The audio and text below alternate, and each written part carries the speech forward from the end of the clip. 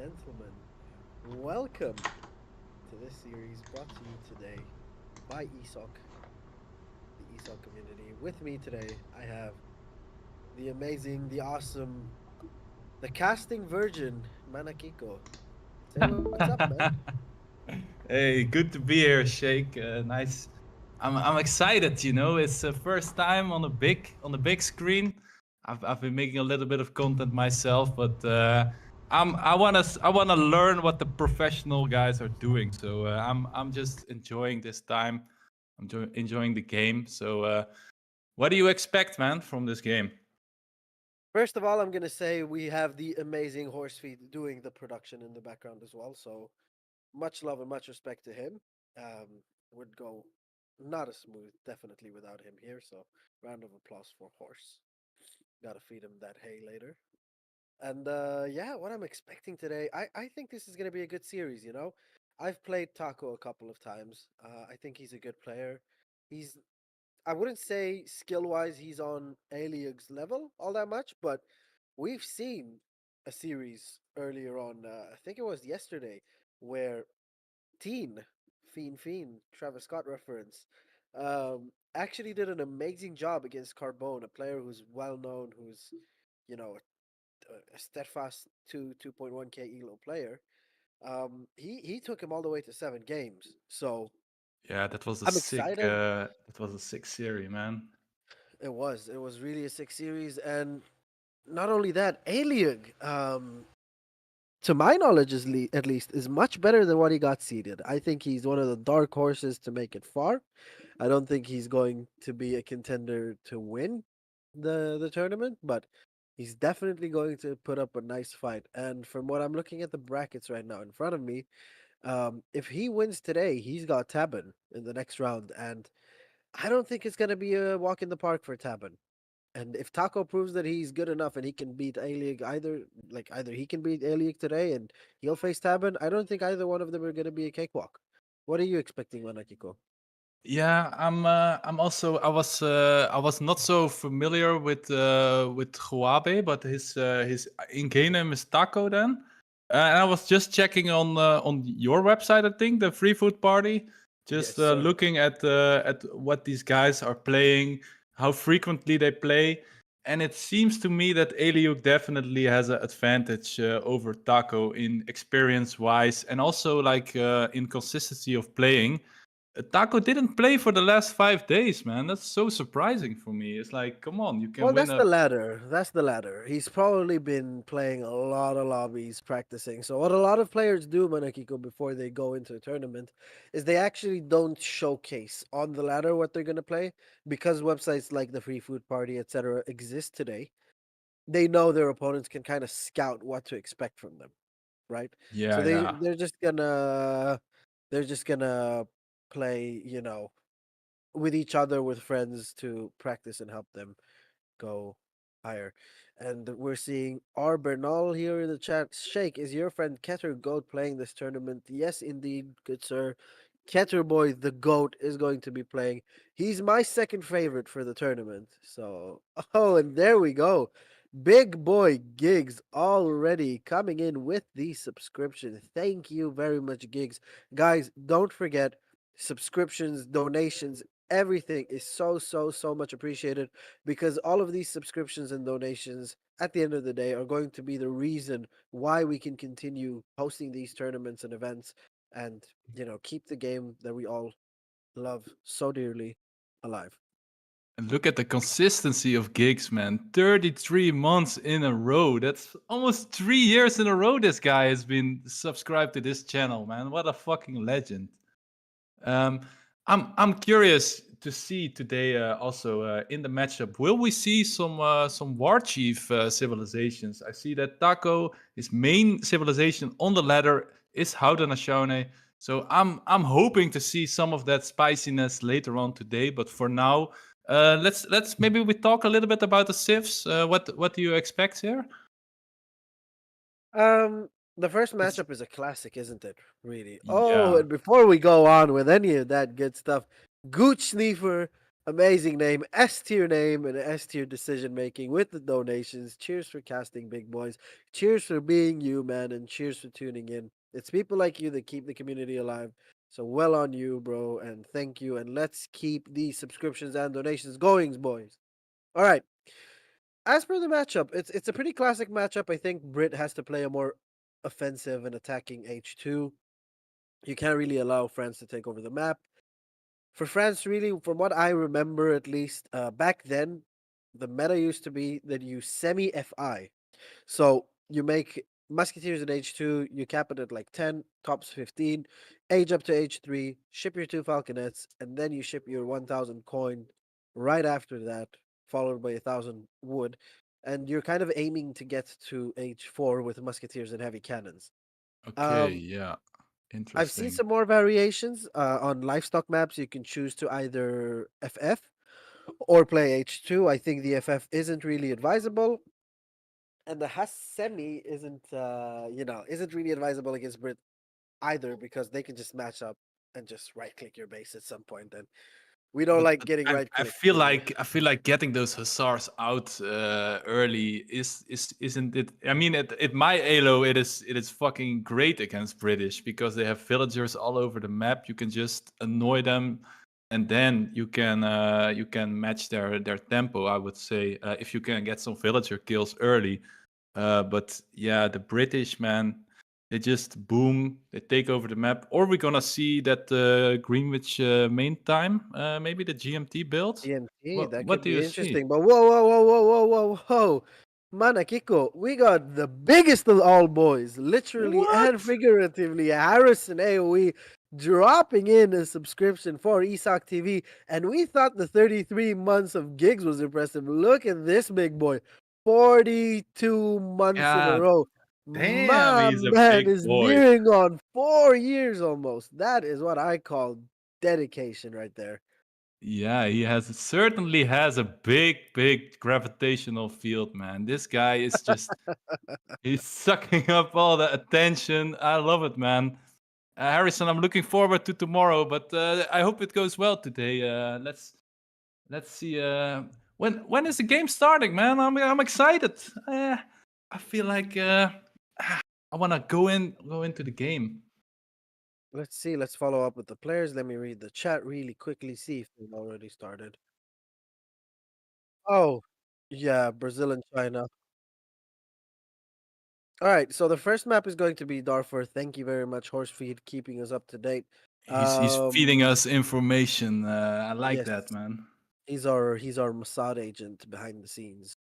So first map's going to be Darfur, and they're figuring out the server because Aileyugg Big Boy lives in Big Boy China, and Taco Big Boy lives in Big Boy Brazil. So it's not gonna be easy to find a server on that one. Probably Yeah, gonna settle on an you need Indian like server. a Easter Island server, basically. That would be Exactly. right in the middle. I think a US would be nice. I guess it's like right in the middle. Should make some sense. But anyways, that's their problem. For now, when we're talking about the matchup, I just want to note one thing, Mananiko. One day you're gonna be a pro player. You're gonna be beating up everyone and climbing higher in the elos, and you're gonna look back at that cast and you're gonna say, "Oh my God, did I just suggest that we open Cav against Brit as friends?" Oh no! Oh I no! mean, No! No! No! just for the raids. I'm not talking about a full commitment. I'm just talking about containing the red boys. You know, it's red against blue. You don't want to see those houses in the like on the edge of your town center where the British can build. You know, you want to push Oh, them back. let's go! Another subscription coming in from the Shiz this time. He has subscribed for 9 months. Shiz, you're a legend, man. Thank you. We really appreciate all the support. Guys, you're amazing, honestly. If we had an OnlyFans by now, me and Manakiko could have bought an apartment with all of these subscriptions. God Honestly, damn, my this t-shirt is would be off amazing. already. Oof. Oof. I I'm would getting have hot here, man. I I feel would like have had a my underwear down without a single subscription, man. I would have been hard. Is that why your name is Shake? Because you like to shake it? Or I'll how shake did it for you those donations, man. Yeah, Anything yeah. for those donations. Anyways, wow, we've got one, two, three, four subscriptions already, and the stream hasn't even been up for 15 minutes. You guys are awesome.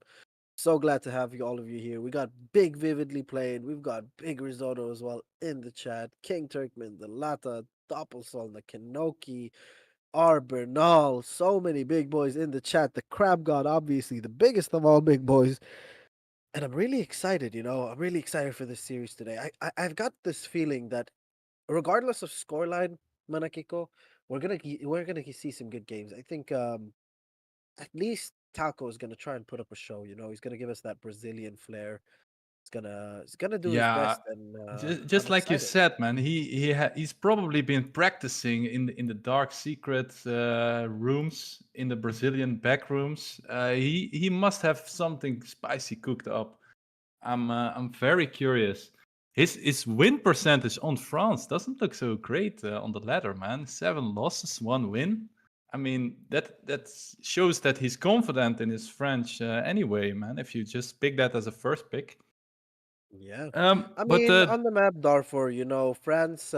If we're gonna analyze the map, sorry for cutting you off there, big boy. yeah, I wanted to talk about that too, man. So take it away, please. Oh, you go ahead. With all due respect, you go ahead. I'll wait my turn.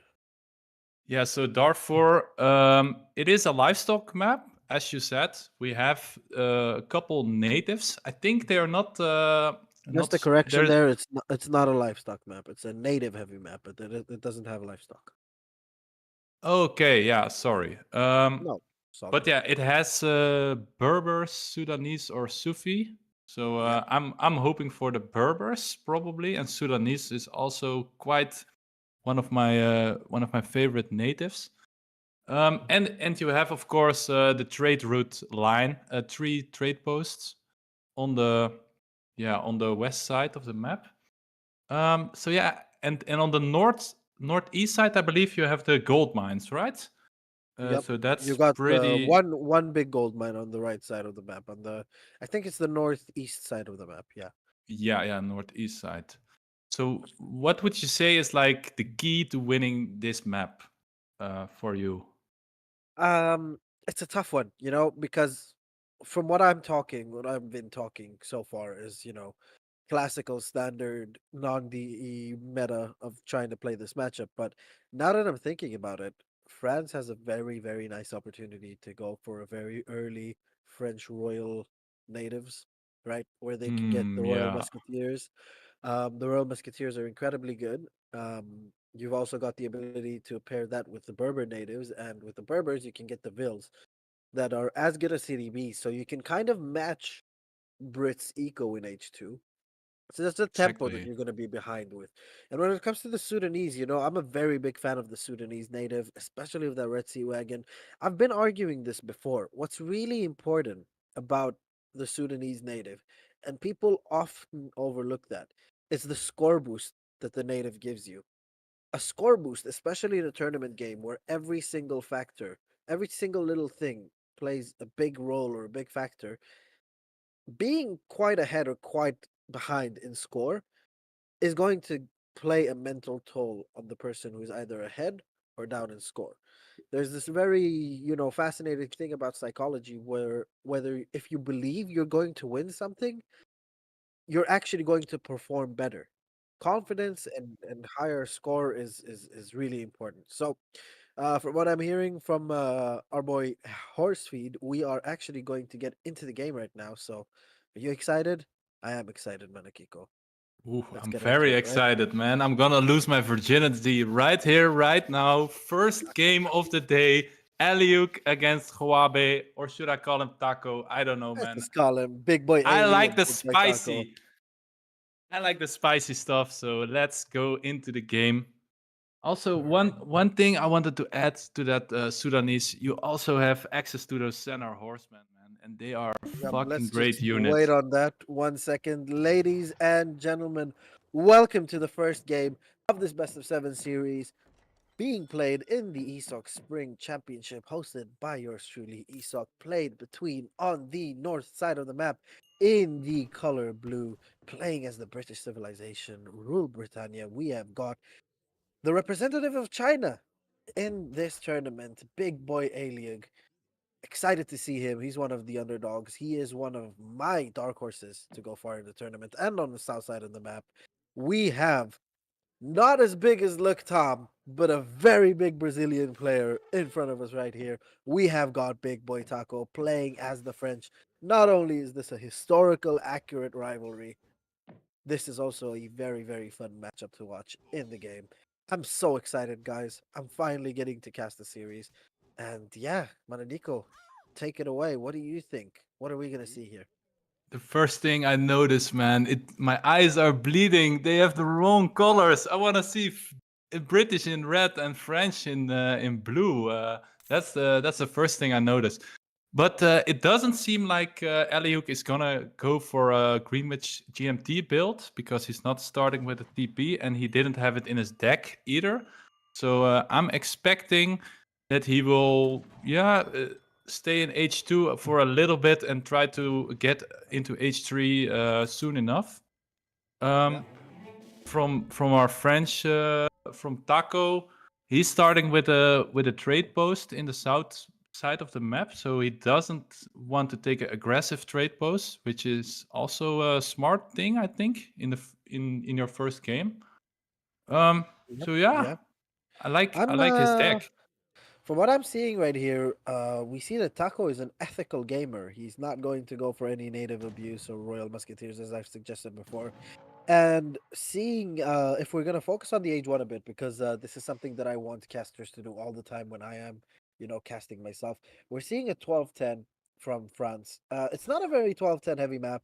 We haven't really discovered any big food treasures, so I'm not a very big fan of this 12-10, especially knowing that Brit managed to take a 75 wood treasure in the middle of the map, and now is going to get a 95 XP treasure.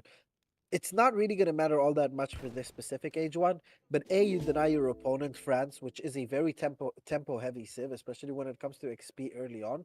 You're denying them that treasure, and secondly, you're going to have that added tempo for yourself. So I think this age one, I think Aileyugg has won it considerably so far, especially as we're seeing the 2:15 minute mark being passed. With France, when you're doing a 12-10, you never ever want to 12-10 after 2:15. It makes it not worth it, and we are a full 10 seconds behind on schedule. And if we're looking at the other side, Brits are going to age up with 17 villagers, but Aileyugg could have cancelled this will and been aging already by now, which would have put Yeah. him in almost the same age up time as France. But fair play, he's deciding to go for the extra vil and no idle time on the TC whatsoever. I can support that. And yeah, Brit is aging at a very competitive 240. So Yeah, we saw a let's see. lot of idle time on Taco's town center, man. That's always a bad sign when you're starting your game. He does, however, almost scout out the full map, so he knows where the juicy treasures are. Maybe he's gonna take that treasure in the north. Yeah, he's moving his explorer over, so that could be a first treasure contention of the game. But yeah, if Aileyugg has his crack shot, which he has, it will be a no contest. However, Very nice unfortunately, gang stalk going down for Aileyugg. Aileyugg putting down a market in transition. So is Taco. Quite standard for France. We already see hunting dogs in, seeing placer mines being researched. Normally, you don't research placer mines that early, especially when you're 12-10ing, because you're not going to be able to get a house and steel traps ASAP unless you chop more than what you really want to, especially with a low villager count. So not the greatest start for Taco, but I believe that he can definitely rebound. As for Aileyugg, quite standard start, quite strong, very very predictable, but also very solid by him. I don't see anything that he's particularly doing wrong. We're seeing a forward manor house. So I'm predicting at least some H2 aggression from Aileyugg over here. What are yeah, you as he thinking, should, Maneko? as he should. If you're going into the series, man, you want to take control of the series right off the bat. You don't want to be the Brit that's staying in base. You really want to be the obnoxious guy who brings musketeers in your face at 5 minutes something. And you want us to kill like one or two villagers from France, and then you already know you have such a big advantage by then. Um, However, I'm curious what France will do. Will he do the stable or will he do the barracks? Who's Uh, gonna bet with me on the stable? we are seeing a Berber opening, so I think a stable is definitely out of the question right now. Because Oof. if we're going to see any cavalry, it's going to be from the Berber native. But I'm very confused as to why we're opening with a Berber native because we have seen Brit going forward. We've seen that Brit is going to have a barracks. Most likely, the Aileyugg is Brit has. also making a native trade post. It seems like. Yeah, I mean, the whole point of the native trade post. I was talking about Taco putting up a native trade post.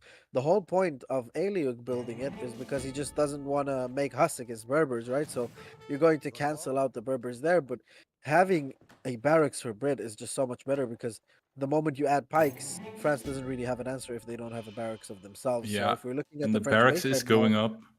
yeah, he's shipping 700 wood and he doesn't have any conventional military buildings out on the floor right now. And I'm fully expecting some anti-cav. There we go. Musketeers being made there. Berbers either like they aren't the greatest rating unit either. We have seen the 700 wood come in for Brit as well, following it up with 600 wood. So very, very standard right here. If we can just look at the British base, I want to see the layout of how he is building his base. I'm not liking the herding situation. The herding is kind of off, and yeah, but for the rest, I don't want to be too harsh on him. It's the first game of the tourney. Nerves are playing a very big role here, and there we go. 5 Berbers popping out for Taco right here. Um, so yeah, let's see if he can achieve anything with these 5 Berbers. Normally, when you've got Vils with great coats, they shouldn't really be scared of Berber camels. But if he can find a straggling Vil here or there, like for example that one on the giraffe, it could get scary for Aileyugg. Yeah, Aileyugg is already going to pressure the trade post of Taco. Yeah, do these camels have like a negative multiplier against villagers or not? I don't believe so, right? They just have a good multiplier against Cav. Uh, They do they do have a negative multiplier, and also okay. they just don't have a very high hand attack. The whole point of the unit is that it's basically a melee dragoon that doesn't really die to skirmishers because it attacks in melee, right? So I don't like the decision of going for the Berber natives. It's kind of gonna get shut down, and they're not gonna really achieve much. He is idling a little bit, but from what I'm seeing here, France is actually preparing for a timing push on the forward base because he's popped another batch of Berbers, so he's gotten almost to the max amount of Berbers that he can train, and he's making and shipping crossbows. So this is actually interesting. He wants to go for a timing attack on the British forward base. As we can see, look, they barely do any damage to villagers. Villagers can just run away, and the pikes almost managed to connect with the Berbers. That would have been a humongous loss right there for Taco. Very well played for him for getting away. But as I say that, he is going to eventually get caught. Ooh. And there we go. The pikeman has the snare on it. Musketeer is doing a lot of damage. Taco right now, he is luring Aileyugg into a position that he wants him to. He wants to bring these crossbows, as you can see. Aileyugg realizing that something is going on because of that very nice line of sight from that tower, managed to get away, and now he's going into longbow production to counter these crossbows from France. Very, But very will nice.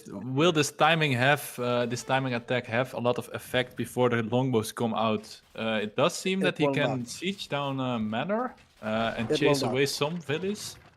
But Yeah. yeah, the longbows are gonna come from the forward from the forward tower, I believe. So yeah, the musketeers coming around here.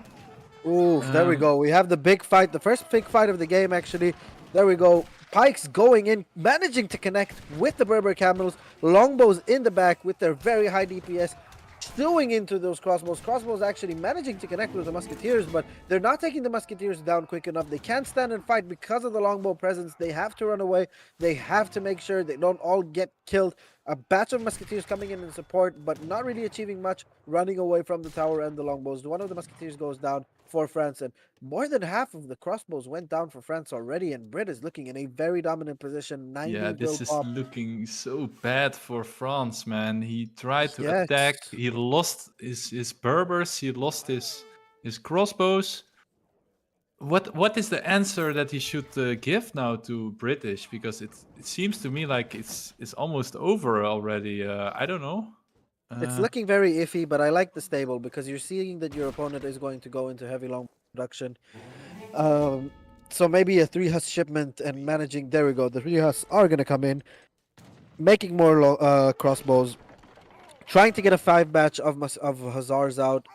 Very nice pick off there for Aileyugg, getting a CDB with these longbows. He's gonna get another one if he doesn't back off, but eventually he decides to back off. Scared of what these Berber camels are gonna snare for. But yeah, if he can get 5 Hus, there's not all that much anti-cav out here on the field right now, and it looks like we're going to have a second big engagement. Taco wants to fight this. He knows that he's behind. He knows that he has to do as much damage as possible, but I just don't think he has a window to win a fight anymore, Manakiko. No, man, it looks already over. His start was not so great. He is gonna have a big batch of Hussar with the shipment, with the Hussars that he's making. So curious if that will turn around this fight. But he has Aileyugg has a lot of musketeers to cover his longbows. But however, the Hussar do connect, but now are forced back. Yeah, he's called out the Minuteman.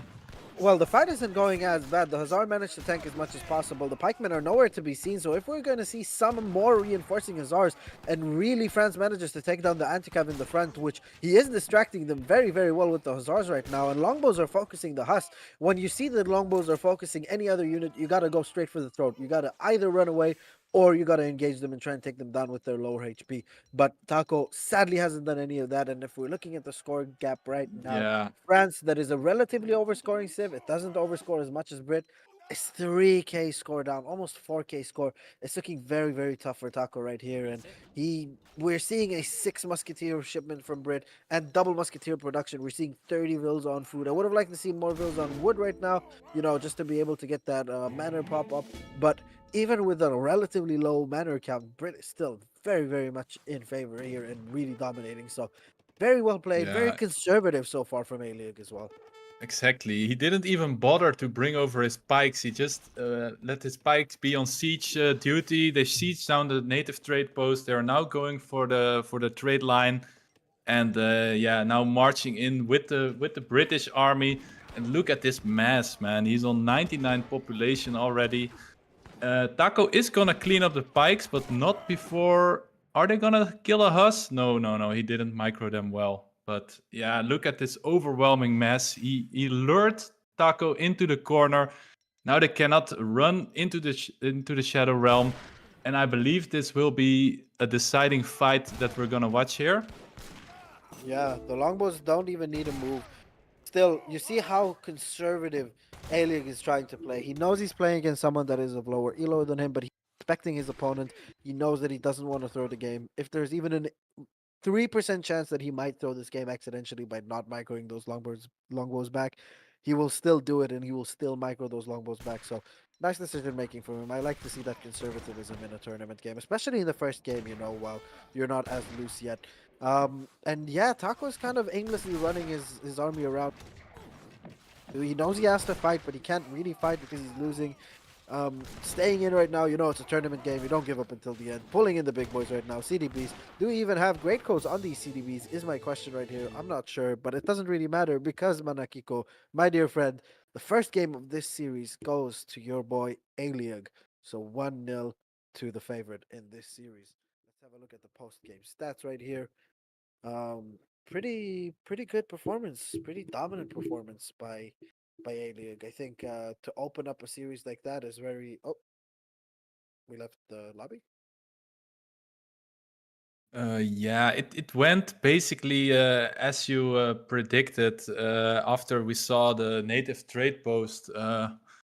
Yeah, he couldn't really do much with his camels. He couldn't raid well, and Elio could just make musketeer pikes. By the time Joabe had his own infantry massed, he could already make the longbows.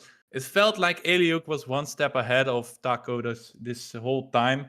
Yeah, unfortunate start for Taco, but maybe he can switch it around in the next game. Who knows? He gets a counter pick now, so everything is open. By the way, before we move on, first of all, Psionic, thank you very much, big boy, fellow M Falker, for raiding with 46 viewers. I've also missed the smaller raid for 4 viewers from Big Boy Dunamite. Thank you very much, Sheepbot. And another subscription from Gujar this time, subscribed for 37 months. That is 3 years and some change. Thank you very much, Big Sir. That is Damn, really, really much appreciated. And Gujar grabbing that number two spot in the months of subscription behind Harrison and before gigs. So top three is pretty nice. He supports the channel a lot, and we're waiting for the civilization picks. Which map are we playing on now? I'm not sure. Hokkaido. Okay. Um, that's with water, I believe, right? yes. So Yeah, there's a big yeah. mountain in the middle, as Horsefeet said. There's a pond in the south, and there's four TPs to the north. Also, it has got the native that can give you the Sohei. So I remember when I was a kid playing AoE3, it was so fun going for Sohei natives with a shipment. You just ship the daimyo to the back of your opponent's base and just pop 25 Soheis and just siege down their factories. That was good times those were. Yeah, and they have some interesting techs too that you can get a discount on your upgrades, I believe, or a discount on your unit upgrades. So if you want to make a lot of different types of units, they are actually synergizing well with that. But we are gonna see a Russia versus Portugal match. Mm. Interesting. Russia's is like a basically a rush civ in my Elo. Or do you expect them to fast fortress and strelet cav archer? What are we gonna see from Russia here? I mean, at high elo, what you usually see in this matchup is a full Strelad opening from Russia, right?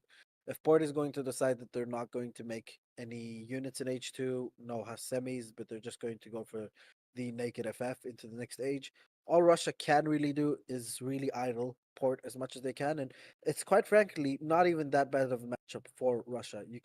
Try and you can try and time the shipment of the TC.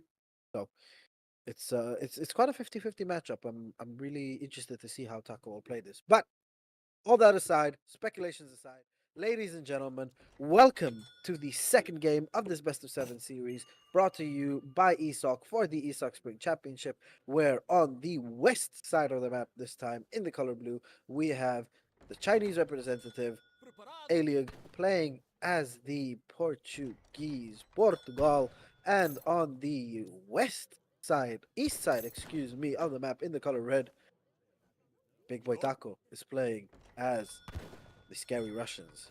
What are you thinking about this matchup, Manakiko, and about this beautiful map? I'm hoping to see some early aggression, as you said, from Russia. And on the other hand, I hope that we will also see a little bit of water echo. Maybe if you can get a sneaky dock, just get a boat here and there. Maybe it can really help your food income or your gold income, however you prefer it. Um, and what I like about this map is that you can win on either side of the mountain. Like if you want to dominate trade post lines and give up the water, you can easily win. But on the other hand, if you want to dominate the water, you can also like out echo and outperform your enemy from that angle. We see the Russian deck and we see some water. So my hopes and dreams are coming true. What about the Portuguese deck? Aileyugg didn't choose a deck yet. So isn't that also something that gives you an advantage, if you can already scout what the opponent's deck is looking like? How do you do that in high Elo games? So basically, Russia isn't supposed to pick the deck as soon because they don't really have a quick XP trickle. But Russian decks are usually very monotone, very much the same. Um, I do like seeing what I'm seeing right now from Aileyugg, though. He's not going to go for a TP opening. Sorry, he's going for a house opening. So really doing the standard chefs to this port build order here. Another thing I wanted to say, I have theorized and crafted some builds on this map. Going water here is almost never worth it, especially if you can have the option of going for the TPs. If I'm Russia, and from what I'm seeing from the Russian deck, it doesn't really look like a water booming deck. It looks more like an aggressive anti-water deck, you know? Feitoria coming in, by the way, for Port card one. Very good card. Been nerfed a million times, but still a very good card. Um, I think that grabbing the trade post is much more important here. So if I'm Russia, I'm still going to ignore that early on. But at some point, I would like to see a 600 wood and pivoting into a couple of TPs up north. If you manage to successfully, um, contain port and not really let them do their thing and what they want. Um, well, we're going to see a treasure contestation here right now. Very, very nice spot here for Taco, but Yeah, unfortunately for Aileyugg's him, Explorer is so not low gonna be able to already. do anything. Yeah, it is low, but he has had a very good Taco. He's taken 90 coin, 70 wood, um, which are huge, huge resources, especially early on for um, port.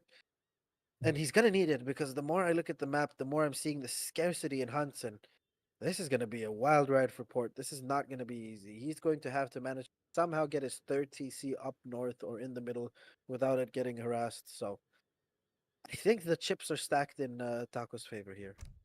Yeah, and it seems like in the chat people are agreeing with that. I see Carbone saying that this is a Russian favorite matchup. I see Agelos saying heavily favored this map. So interesting to see how the game will go and where will Portuguese place his second and possibly his third town center. That's also what I'm curious about. He didn't grab a water deck, so that shouts to me that he wants to place his second town center close to his first town center, maybe even behind it, if he's expecting a lot of pressure from Russia. And will Russia start with a forward blockhouse? I do see some villagers coming over to the middle of the map, so it does seem that that is Taco's plan. And yeah, he will plump his blockhouse next to that gold mine, but we will see. Yeah. I mean, FB is going to be the predictable thing here for Russia. Forward blockhouse. Going to try and deny as much as possible. If we can just look at Taco's scouting pattern, because this is really, really important, especially for, the early five Hus. He's done a bad job of scouting. I'm gonna say it frank. I'm not gonna be nice to him about this because this is like half your work as a Russian explorer in Age 1. You know you're going to play aggressive and you know you're going to play against a civ that desperately needs as many resources as possible because they need to be able to produce out of 3 TCs. How have you not scouted your opponent's side of the map at all almost?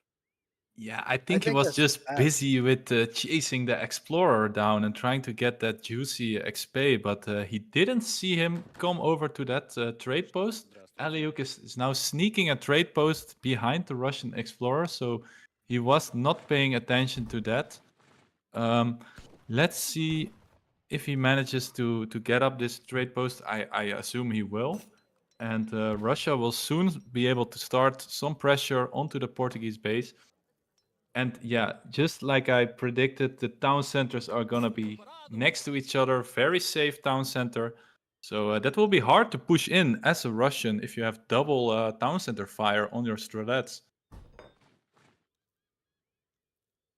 I mean, the Strelets are not really going to be there to do any damage. They're just going to be there to cause as much idle time as possible.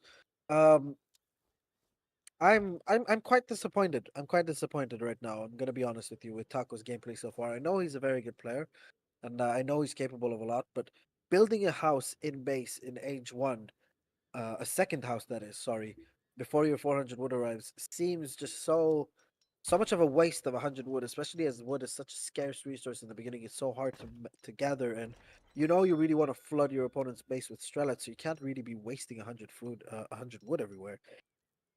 And on the other end, 700 coin is coming in for Aileyugg. Also, not a very big fan of that TC placement, but what we are seeing, we're seeing north, a very cheeky stable up north here from Aileyugg. This is very smart, sending out that villager up north, making sure that he won't be harassed, making sure that he has another villager to put down houses with eventually when Russia tries to overcommit in the Portuguese base and idle all of his villagers. So, very, very smart play there, managing to evade the Russian explorer as well. simultaneously. Ooh, a straggling villager left over there, but he's not going to be able to see it because he won't see the dead hunt because his explorer hasn't scouted the map at all. So that's what disappoints me so much with Taco's gameplay here. That was a free villager pickup, but nevertheless, never mind. He is going to see the villager anyway, so I can stop my Yeah, whinging and moaning. the But Cossacks is going to make a drive-by over. He doesn't spot the villager just yet, so oof, that is a little bit disappointing, as you say. I And mean, now yeah, even but down militia yeah, getting called in. Ugh, this is yeah, not a this is situation where you want to be in as Russia, man. it's They're not. But I don't know, Manakiko. What is Aileyugg doing? He almost had the resources to age. All you need to do is idle your TC just for a little bit, and to the next age with the shuttle warriors. Instead, we're wasting a shipment on CM, which is just a horrendous shipment, especially when you're queuing up 5 Hussars. Like I'm not understanding what's going on here. We had such a very good game in game one, and it's kind of disappointing from both players. I think this is an overreaction to an overreaction, if you get what I mean. Like yeah, Taco overcommitting his units into the Portuguese base without really achieving anything, whereas Aileyugg is shipping CM as a response to that. That is just not really the card you want to ship. But let's see if these Azar manage to get a couple of Vil kills, which it looks like we'll get at least one Vil kill here right now. It's probably going to be worth it just to idle the Russians as well. There we go. One villager is going to go. Alertness. Ooh, but pathing in the game. You know how pathing works in AoE 3, and somehow, luckily, that villager managed to see and not die. But the idle time he's causing is quite significant here, especially for an early Russian economy. It's just as the Portuguese, not as great early on, and they just never want to be idle because they want to keep pumping units. Their units might be cheap, but it's expensive for an early game eco to maintain, pumping out these units simultaneously. So yeah. very nice Aileyugg value there. he's pulling out the Uno reverse card. He's saying, "What you can do, I can do better," and he's idling this Russian economy. That's also, yeah, he's struggling to get in resources to keep on the pressure onto the Portuguese base. So maybe it's not really a standard thing to counter with Hussar, but I don't know. It seems to really disrupt the Russian attack for now. Yes, but I do have to note two things, Manakiko. First and foremost, look at the situation that the Portuguese economy is in. It's in shambles right now. He has 21 villagers, barely any food, and he's running out of food. This is the thing we said early on. This map barely has any hunts unless you expand on it, unless you got the north side, the middle side. You need hunts. And when you decide to ship a card like CM, and not only you ship CM, okay, it's a noob card, but whatever, it's kind of a wasted card. You decide to make 5 more Hussars out of a stable there. You kind of cost yourself at least 4 or 5 more minutes that you're gonna have to stay in H2. And if this game is going to go to an extended H2, Russia is gonna love it. There we go, even managing to catch these 5 Hussars now with these Cossacks. If he manages to snare these Hussars and kill them all, that is going to be an incredible win here for Portugal. And by the looks of things, he's splitting up his Cossacks very nicely, managing to keep on snaring these Hussars. And if we're looking at the score, Port, a civ that usually scores quite highly, is about equal score at 8.5 minutes with Russia right now. So this game is looking better and better for Taco. Even if he had a disappointing start, he's pulling it together now by making the right units and by being all over the map like he's supposed to be. Yeah, even going for that trade post economy, upgrading to stage coast. I really like that. Just to supplement your horrible early eco as Russian.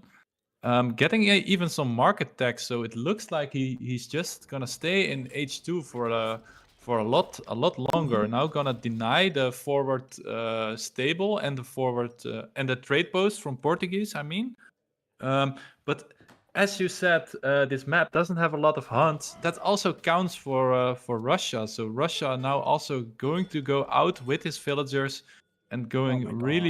really far north to find some hunts. Meanwhile, Portugal is now aging up to H3 with the marksman. Isn't that the Caçador age up? What a horrendous decision. Ah, you've got a shipment queue. Okay, so let me tell you this, Manakiko. Usually you fast age. to h3. But there are some circumstances where you know you're going to get pressured and you're kind of scared of it. So what you do is you slow age, especially if you don't have a shipment available. If you have a shipment available to go to h3, under no circumstance whatsoever do you slow age, because an h3 shipment is worth 1,000 resources. Okay, 6 Cassadors is worth 600 resources, just a bit more. And it slows down your tempo and it slows down your access to another TC and more units that you can train that are better. Now, Taco has made the right decision here. But wait, are we seeing a musketeer in queue right here from Aileyugg? Why? Is Um, that his um, anti-cav for his Cazador if the Cossacks are coming over? He is massing I some don't know. musketeers. But you see Cossacks and Strelets, right? Musketeers are units that are actually being killed very cost effectively by H2 Strelets. H2 Strelets don't do all that much damage to Dragoons. You would much rather have Dragoons or Halberdiers and save the resource for them. But again, it synergizes together with aging fast. You can't be aging slow in doing this, especially with Russia aging. So Russia has 2 TP stagecoach. Each TP is worth 4 villagers right there. So that's 8 villagers. He has a wood trickle that is worth 2 villagers. Okay, so that's 10 vills. Plus, he's got 33 villagers. So Russia's economy right now is on 43 villagers, whereas Portuguese economy is on 27 villagers plus Feitorias, which is about a vill per TC. So he's on 29 villagers right now, compared to 43 of Russia. Port is going to need at least 3 to 4 more minutes to try and catch up and score, and that is if Russia just doesn't make any vills whatsoever. Taco is considerably ahead here right now, especially with the amount of Cossacks that we have out on the field. But one thing that I am wondering is Russia's infantry go? Did he just refuse to make any units later on? And why are we seeing 2 shipments being floated right here from port? I don't know what is going on, but Yeah, I yeah, think he's he was housed. housed, but again, the marksman shooting him in the leg again by housing him as well and denying him 2 shipments.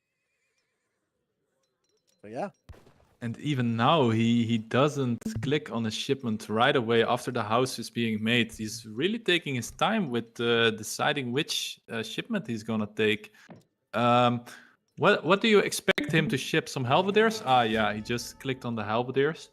Um, do we expect a switch in units from Russia, or is he gonna keep pumping the Strelets and Cossacks? What do you think? I think Russia desperately needs Strelat Cossack Cav Archer in H3 in this matchup. I think in H3 it's actually a Russia favored matchup. I think the units are just so much cheaper. They're so much better. Like once Russia gets to H3, they're just a very good civ. It's the tempo that they really struggle with. But once tempo is established and their opponent isn't that far ahead of them, you know Russia's a very good civ and it's consistently above score right now. We're seeing a Strelet shipment into Halberdiers. Halberdiers again, I think right here. You don't really need halberdiers. You either need the 3 organs and try and do damage as much as possible right now. A fort. Yeah, I Okay, think that I understand it. I understand the reasoning. Yes, because he wants to get map right up north.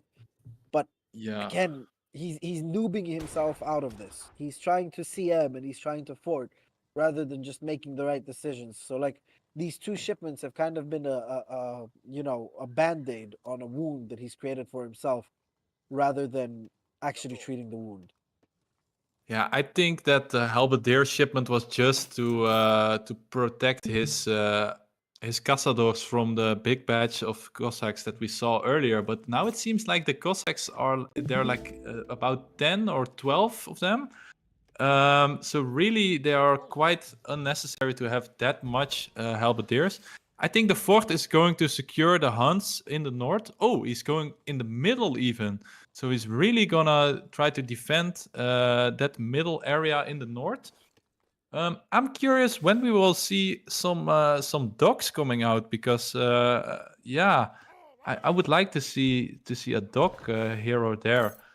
Russia did upgrade his units to veterancy. The Cossacks are almost a veteran now. The Strelets are already veteran, and he has a big Russia has batch to of go them. in. Russia has to go in right here, and I'll tell you why. You have a lot of halberdiers on the field, yes, but you also have the advantage in skirmishers. You need to be able to snare the Portuguese army right now. You see that he has a low number of skirmishers. You have to snare and you have to get as much as possible out of your strelets. You're going to lose the north side of the map for free. Yes, you do have the south side of the map. Yes, you still have your stagecoach TPs and you're ahead in eco, but you don't want to get port back into the game. We're seeing some very heavy floating right here. I don't know if you want 4 or can we, if we start spending our resources right now, we will be in a good position. But it doesn't look like he's doing that right now. We still only got 1 Cav Archer in queue. We've got no Strelets in queue. We've got 1 Vilbatch in queue, and we're also going to be housed. So I'm not liking this because Taco has had 1,000,001 chances. Because as we've seen last game, Aileyugg has been so solid, but this game he's kind of crapped the bed, and he's not getting punished by it for Taco. And it's very tilting to see Taco not punishing him.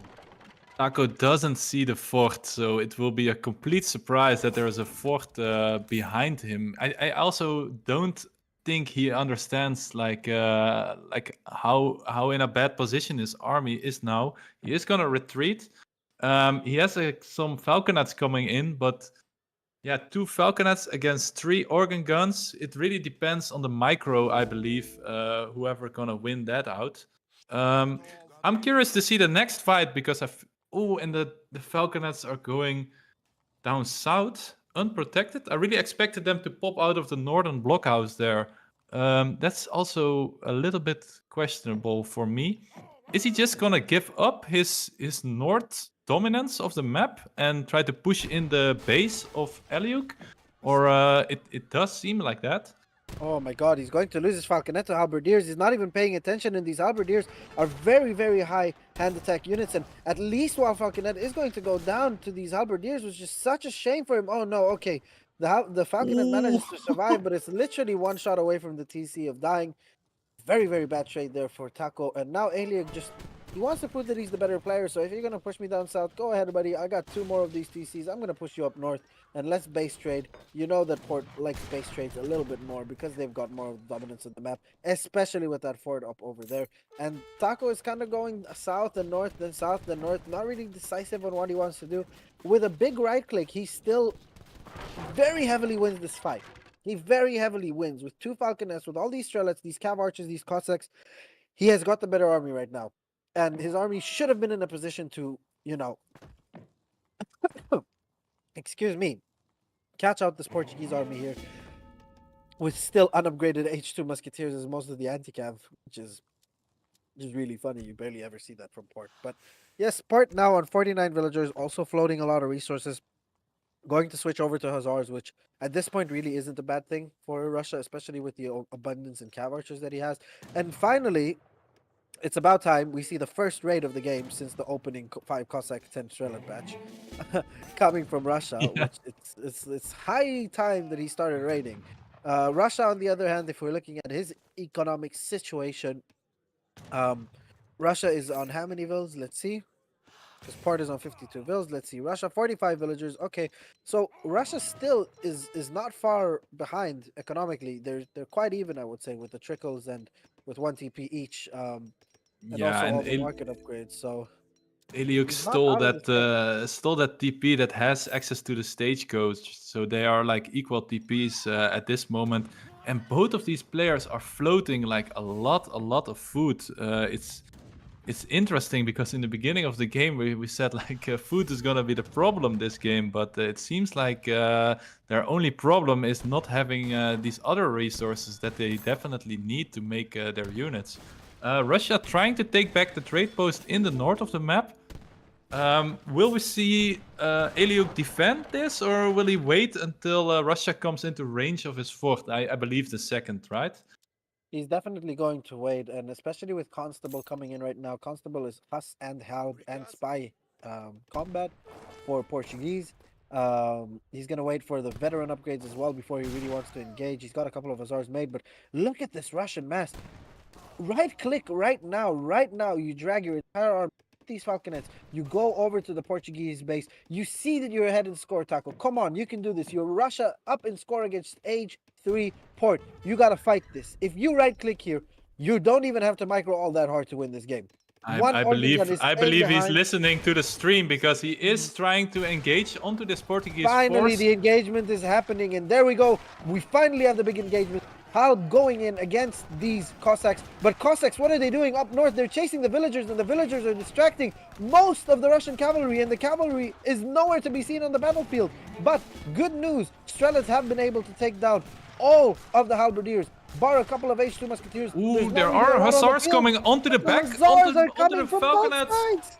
Hussars are coming in from both sides, taking out falconets, flanking the Strelets right now, and we barely have any down on the field, and no reinforcements are coming in for Russia. He's not making any units to reinforce. Organs guns are gonna go down. No, What the fuck?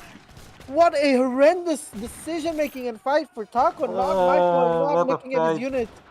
Chasing a couple of villagers that ran back to the fort, and now all the Strelets are going to get surrounded, and they're going to get organ guns are untouched. Executed.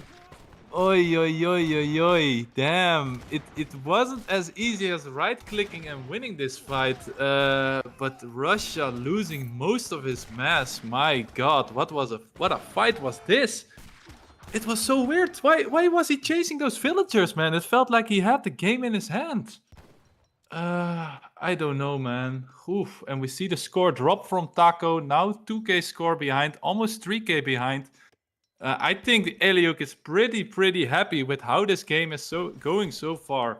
He really was on the back foot, now trying to overcome his deficiency and really aiming for the Russian trade line once again, trying to stop the Russian echo from remassing and rebooming this game.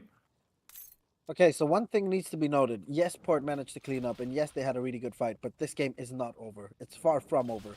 The scores are almost equal. When Russia is not significantly lower in score, Russia is in the game. It's that simple. Okay?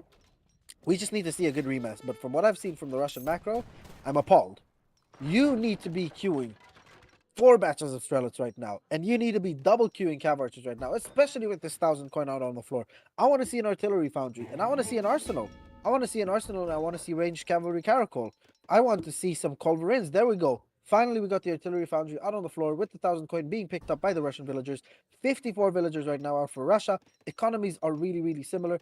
I am quite disappointed that we haven't seen a second TC out on the north, but the wood has still been spent quite well by the Russia players. So, 5 Dragoons coming out for Port, and I feel like Aileyugg is going to overcommit here. I feel like Aileyugg thinks that he's quite far ahead, and he's going to look for a fight himself to finish this game, but if he manages to get himself in a position where he's stuck against the cliff in the houses, and Russia manages to keep pumping in these reinforcements, because last fight what really killed it for Russia is that he didn't have any support from reinforcements. If 10 Cossacks would have come into that fight later on, he would have been able to win and clean that fight, because all of a sudden he can go out on all these Castadors, at least kill the organ guns, and let the Strelets die, or help the Strelets survive at least. But a fight right here with culverins, hopefully, no, falconets, we're going to see falconets, which is a very bad decision because there's barely any infantry out on the floor right now. Falconets even.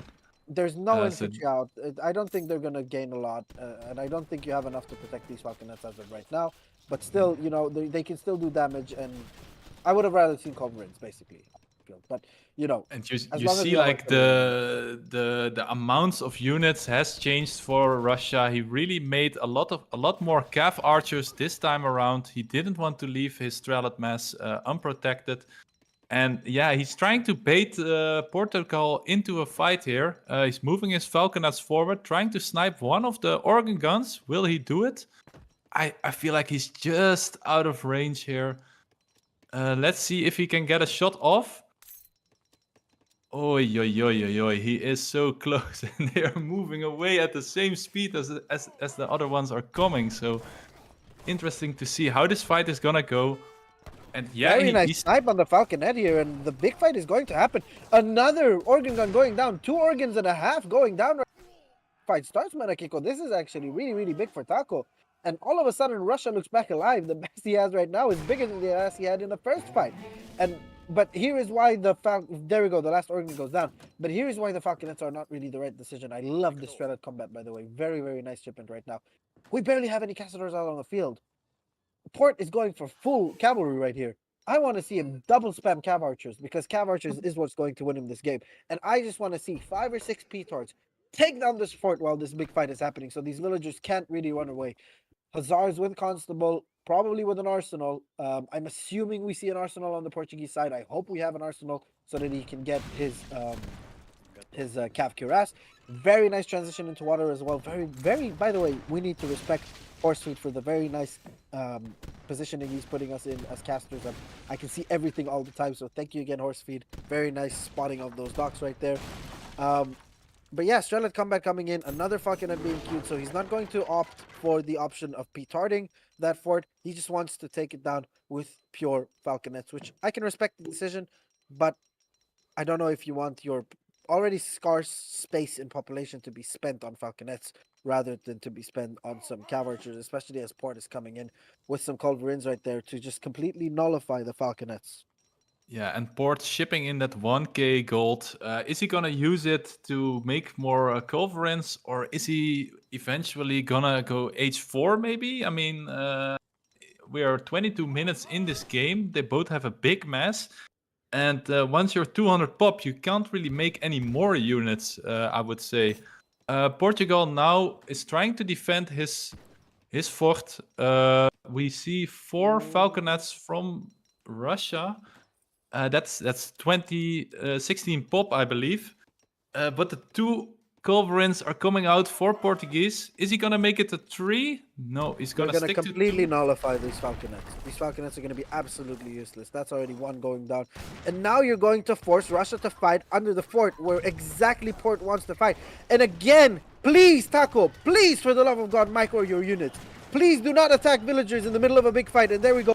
Engagement, a right click coming in from Aileyugg. Very nice sniping the other Falconet. Hussars are just right clicking in on those Cav Archers right now. And all of a sudden, it's like Russia doesn't have enough units.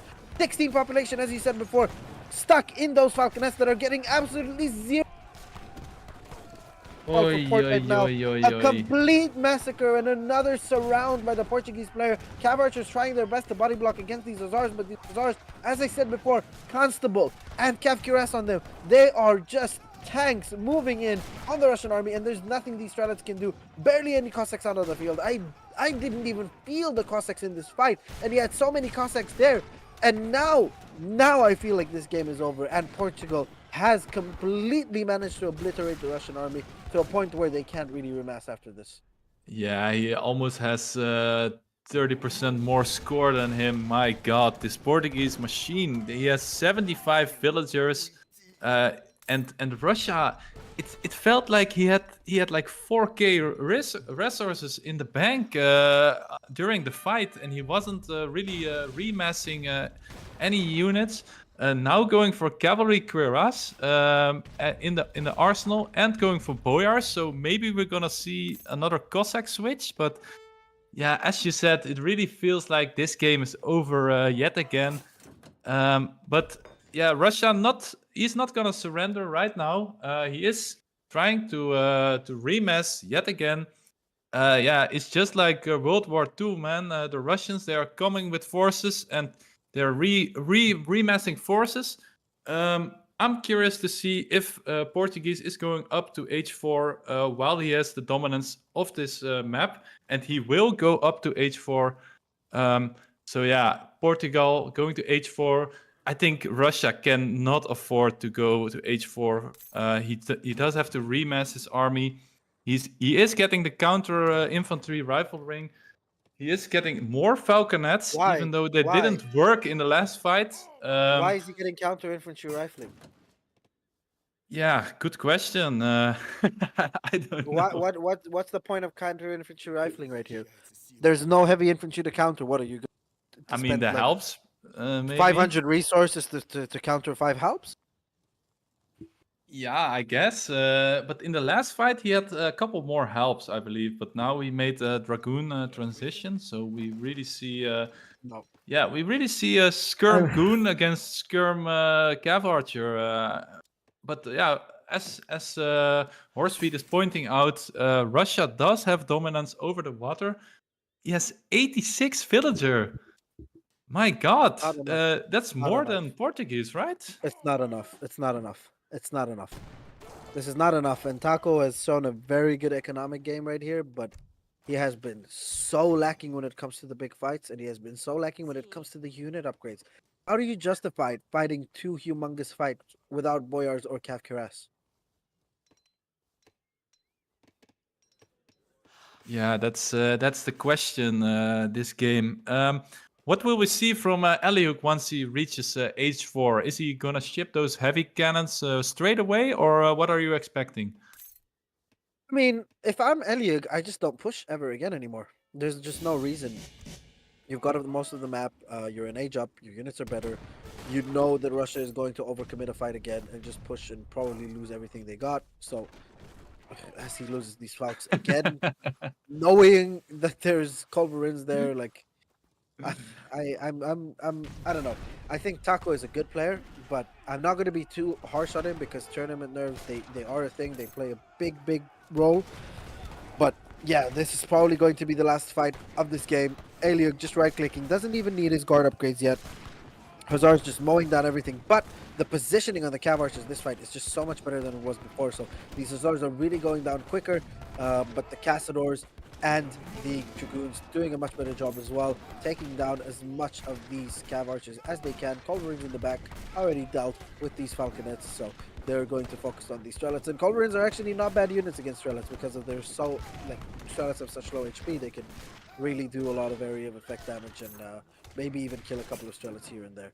But yeah, Yeah, we see 2 Aileyugg is factories. going for the 2 factories. Yeah, I was just gonna say that he's not going for the heavy cannons. So I don't know. It feels like if he has some heavy cannons here, he can really sweep up the rest of the Russian army and just take down his base from the north on to the south.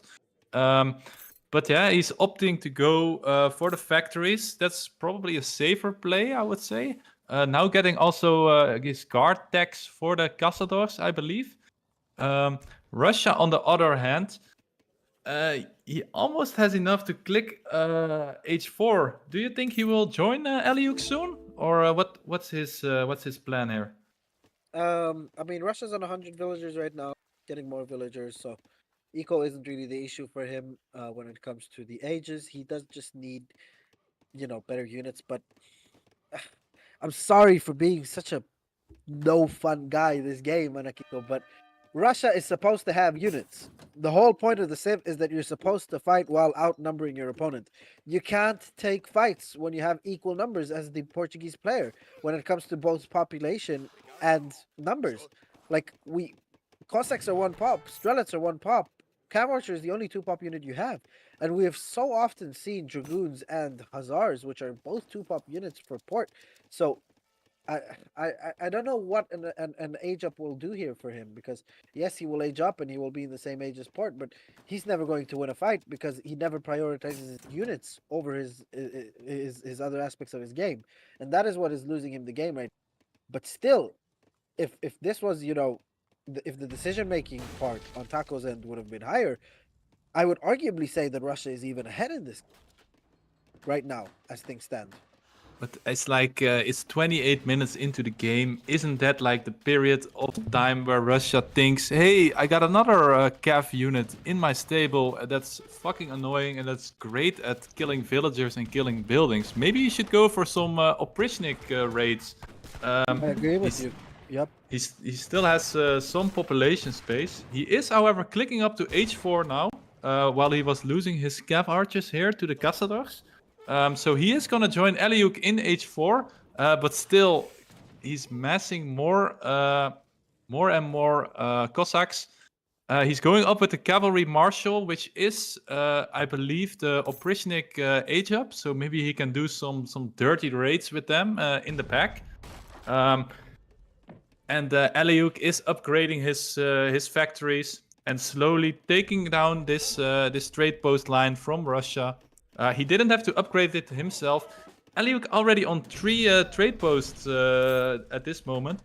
And neither of the player is going for the natives, which is also a little bit surprising for me. If you have these so high natives with the upgrade for the unit cost, then you can upgrade your units to H4 to guard really cheap, I believe.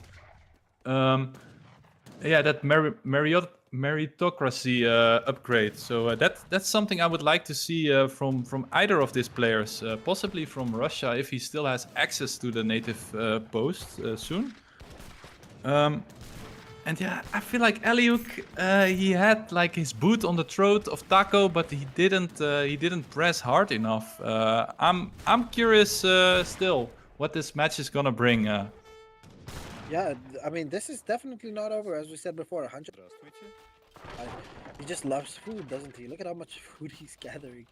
But he's going to be out of population space again soon. So that's why I'm not really a fan of the 111 villagers, because yes, economically it's going to keep you in the game ahead, but like you're not really going to have an advantage opponent. You're not even in a position where you want to ship, you can ship two heavies, which is actually the perfect card you want to ship right now, because there's only one covering out for port and we've got a mainly Castador army. So if I was Russia right now, I am frantically clicking that sell food button and I am buying guard space for all my units right now, and I am right clicking. Look at this Portuguese army. This army can get right clicked by these amount of Cossacks, especially if he gets guard on them. So let's look at the Russian army. Yeah. I think he's waiting for that guard upgrade. He doesn't have like he only has 13 Cossacks, so I don't know if that will tank his dragoons really well. But is he getting the guard tech from that stable that's being sieged down? He did get it in, so that's good for him. But yeah, now Portuguese is being baited into the Russian base, and Russia doesn't really seem that he wants to commit his army just now. When the hussars are coming in, then the cav archers start shooting the hussars, and the strelets, man, they are just tanking. He is getting Minutemen. This is still a 50-50 fight, man. Shake, what do you think is gonna happen here?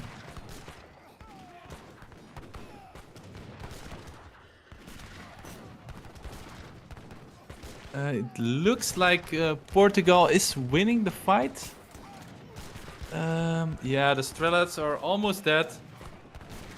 My god, he has 4.5k food. The cav archers are doing work on the hussars, but yeah, there's still a big mess of cazadors in the back. Sorry, I was muted. I was yelling. I was yelling. I was on the wondering, like, where is Shake? But, why is Russia losing this fight? You've had so many strelets. You've had so many cav archers and Cossacks. All you have to do was put these Cossacks in the middle of these goddamn Cazadors. Cazadors are one of the worst, if not the worst skirmisher when it comes to melee attacks against them. You have had cav archers that you could have tanked for with the strelets. Strelets needed to be behind the cav archers, not the other way around. Cav archers are a melee resistant unit. Hussars do nothing against them. And all game long, he has consistently been keeping his strelets in front of his cav archers and losing his army for again. And Port is not finishing this game because he shouldn't be in a position where he is right now. 33 villagers idle. He's just they're just having their lunch break at this moment. He's going for the trade monopoly, which is the right decision because pushing into the Russian base just doesn't make a lot of sense right here. But this, by the way, look, Tom, big Tom, thank you very much for the subscription, man. We really appreciate you, big boy, the biggest Brazilian ever. 22 months, what a big boy. But yeah, like there's just always, there were always these windows for Russia to win the game, and he was always losing these windows. Now finally we see the discipline. So Hayes coming in, beautiful to see them. But now when his army is too small, now he chooses to engage because he feels like he has to fight to take down this TP and be able to, you know, to kill it before the trade monopoly comes in. And it's going to be the first and probably the only trade monopoly victory you're going to see in this whole tournament, ladies and gentlemen. So there we have it. Aileyugg takes the second game. A bit of a wild one, wasn't it? A bit of a all over the fuck? place. It was so unpredictable, man. You were flaming either each player for their decision making, and in the end, Aileyugg pulls on the longest end of the rope. My God, look at these graphs, man. Up and down, up and down, up and down. These Russians, man, they do like to expand their own soldiers, man. They don't give a shit about their lives. They're just pushing the soldiers, just die for Mother Russia. And what a game, man. It was interesting, man. I thought it was over like 4 times already. All right. First and foremost, I gotta say one thing in the chat. A lot of you guys, oh, this is so low elo, low elo. I get angry unreasonably very often, guys. But these guys aren't low elo whatsoever. They're both very, very good players. Put some respect on their names.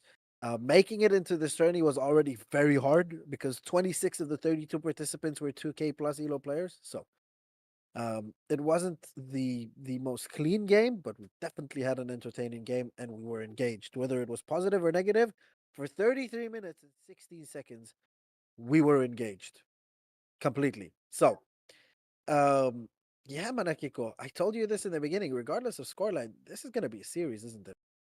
Yeah, damn.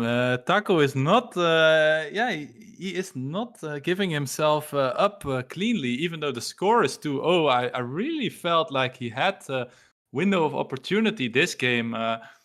And yeah, as you say, these guys low elo. You should come watch my videos on my channel, man. Then you can see the real low elo players. These guys are both top 100 players in this game. And yeah, Aileyugg, he is more experienced. He is a higher ranked player, but yeah, it's still anyone's game. I feel like the series is very undecided, especially the second game. We Okay, so I'm just hearing in my ear that we are going into game 3, and we are gonna see an Asian matchup. Very very lovely to see the guys also giving some love to the Asian dynasties. The original Asian dynasties. We see India versus China, and yeah, this is what's this map called again? I'm not sure. Upper Himalayas. So okay, that's it's an interesting map. I do believe they have some livestock here on this map, so that's very beneficial for either of the civilizations. We do see some yaks here and there, and yeah, as you guys know, India, when they get their livestock, it just gives them immense XP income. And China opening up with a monastery. Okay, we are definitely gonna see some spicy build here because I believe he's going to start with that with one of the monastery upgrades then, or he's just placing the monastery for the XP trickle. That's also possible. We do have the Bhakti natives here, I believe. So like from vanilla, it has been changed that these natives now have the elephant. So possibly we can see an elephant versus elephant game. I'm rooting for that. But in the meantime, let's look at the decks. So Taco has his Torneo deck, so his tourney deck, and it's looking like a pretty normal India deck. He has some Tiger Claws in H2, and then of course a lot of food shipments, food cost shipments. So he has the whippers, he has the elephants. On the other side, we do see the Chinese deck. He has a flatland castle. That's interesting for H2. Also the Beiyang army. So I believe we will see two fast fortresses or semi-fast fortresses built this game. And as we look into the monastery, we do only see a couple of H4 mercenaries and a ninja, I believe. So yeah, curious what this game will bring to here. We do see a lot of yaks being collected by Taco, so that's a pretty good start for him because India, they really need that XP, that extra income. They want to have those shipments for those free villagers. And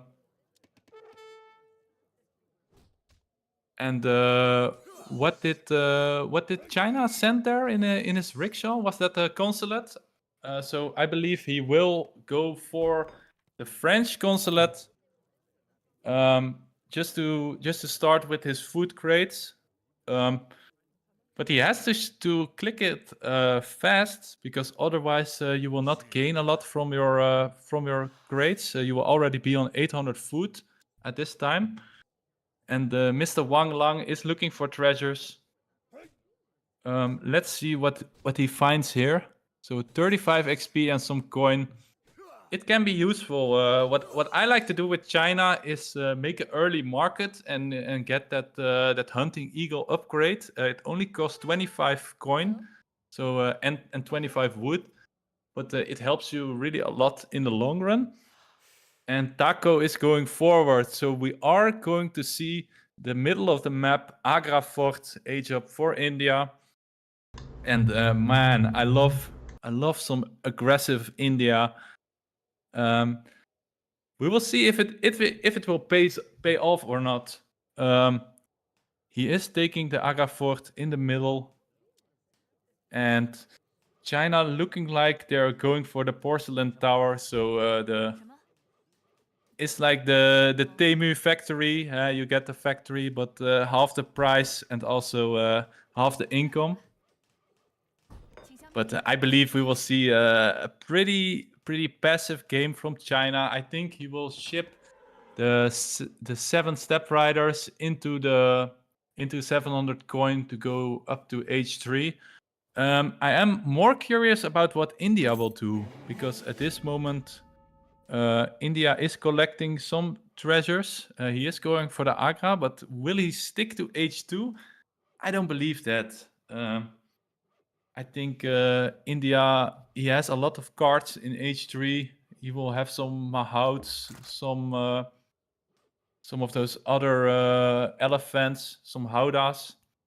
That's what I'm hoping for, at least. If we look at the scout pattern, Aileyugg, he scouted a lot of the map. He didn't scout like the back hunts of India, so that's also pretty important.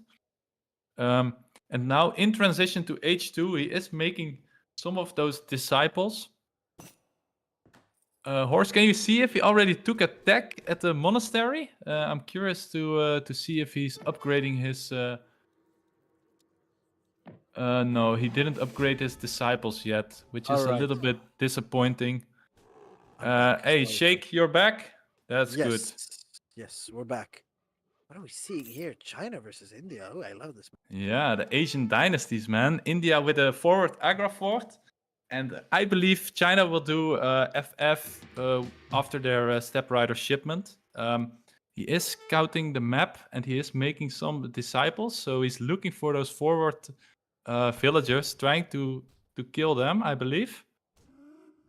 Yeah, and he manages to spot the villagers right here, but I don't really think he'll be able to kill them even with that amount of disciples on the floor. But he's definitely going to try, but it looks at things. No, he's just going to pass right by them, not even minding these villagers. Oh, wait, is he? Yeah, but Neither he's player getting... really paying attention. He's getting his step riders, so they are gonna be they are very interested in some of these Indian women that are collecting the food there. They're famous for loving villager kills. Yeah, that's basically always the first shipment as China, right? Those step riders, man, they are so By the good. way, I wanna clarify something in the chat. Stereo asking, no one insulted them. Stereo, not everything is meant to be at you. You did not insult anyone. Don't worry. I have seen some insults in the chat though. It wasn't from either you or First Runner, so no one did anything. Don't worry. I'm just saying, keep it respectful to the players because they are very good players, and tournament nerves do play a factor. As for the rest, feel free to criticize. All of us need to get criticized from time to time. Anyways, as we can see from China right here, I like this build a lot. I like the pagoda as well that he built there, which is like the Chinese version of a saloon, right? Yeah, that was his opening. He started with the monastery, so just for the XP trickle, I believe. I thought he was going for maybe a white pagoda with some upgraded disciples, but that would be like far too niche. Look at these raids, man. Oh, the step riders. 3 villagers going down there. 3 villagers to 7 step riders. And what is India's answer to this? Because we're seeing a forward aggro. We're not seeing any units whatsoever. We're seeing a what's it called again? A consonant going up, but in 300 export, Mm, but what is he expecting to right-click China at this point? Like, it's not gonna happen, buddy. You're not gonna be able to kill China or do any significant damage with what you have out here. But I do have to say one negative thing about Aileyugg is that he completely forgot about of her game. He's on berries pure and simple because he hasn't heard it in that. yeah. Well, in China they say these are very very nice. So he loves some vegetarianism. It's bad, but I mean, if he wants to keep his villagers safe, he doesn't have a village on the herds. And if we look at the food gathering villages from India, my God, he's getting raided again. That's village number 4 that's going down. And these sepoys, they are lovely units, but they are just so slow, man. You really want some Zamburaks to kill these step riders. You don't want these slow fucking sepoys just strutting over to their villager. It's like a guy that is late for his work and he already knows that he's late, so he's not gonna take some extra effort to come on time. But I believe he will try to push into the Chinese base with his sepoys and his delis or Oh my Rumelots. And god! Oh my my God, god! another raid! Oh my god! What is going on over here? What is going on? How have we lost 5 villagers? And like, what's the game plan here for Taco? If you were like looking at it, did you think that a 8-minute push with barely 10 sepoys and 3 deli is going to win you the game against China? Like, Yeah, we've already got the arquebusiers out. Not a maybe he single was villager has been hoping. lost. Maybe he was hoping that he was there in melee when the arquebusiers came out, but I mean, China can also ship it to the other villages, right? So, yeah, the game plan here, I don't like it a lot, to be fair. I mean, the Vil raids were nice and all. That's just a testament to the skill showcased by Aileyugg, right? Being able to multitask. But what is Oh, the he's game getting some plan? SOARs. He's getting some SOARs into position here, so that's not Towers are bad. coming in, but like the Explorer can come back. You've got some steps. You've got some Minutemen. They can definitely deal with this. Very nice splits right here from the Arquebusiers, killing the Sepoys even more. We're gonna see more Disciples pop as well from the Chinese Explorer. It's just gonna take a billion years until he's down. So I He's won't be shipping surprised if we see intervention that. without having a consulate ready. So is that gonna give him units, or It's what's gonna probably gonna happen give then? him units from the last consulate he had active, if I'm That not would be the mistaken. French. So that's the Grants. Uh, I, oh, okay. So it comes in once it Ah, kills okay. res. Thank you very much, Horsefeet, for that. Correcting us Ooh. there. But yeah, that's 9 redcoats coming in just to, put the emphasis on this game because I don't see what India can do from here. We've got 26 villagers plus 5 at least if the tower, the person in tower is on wood, right?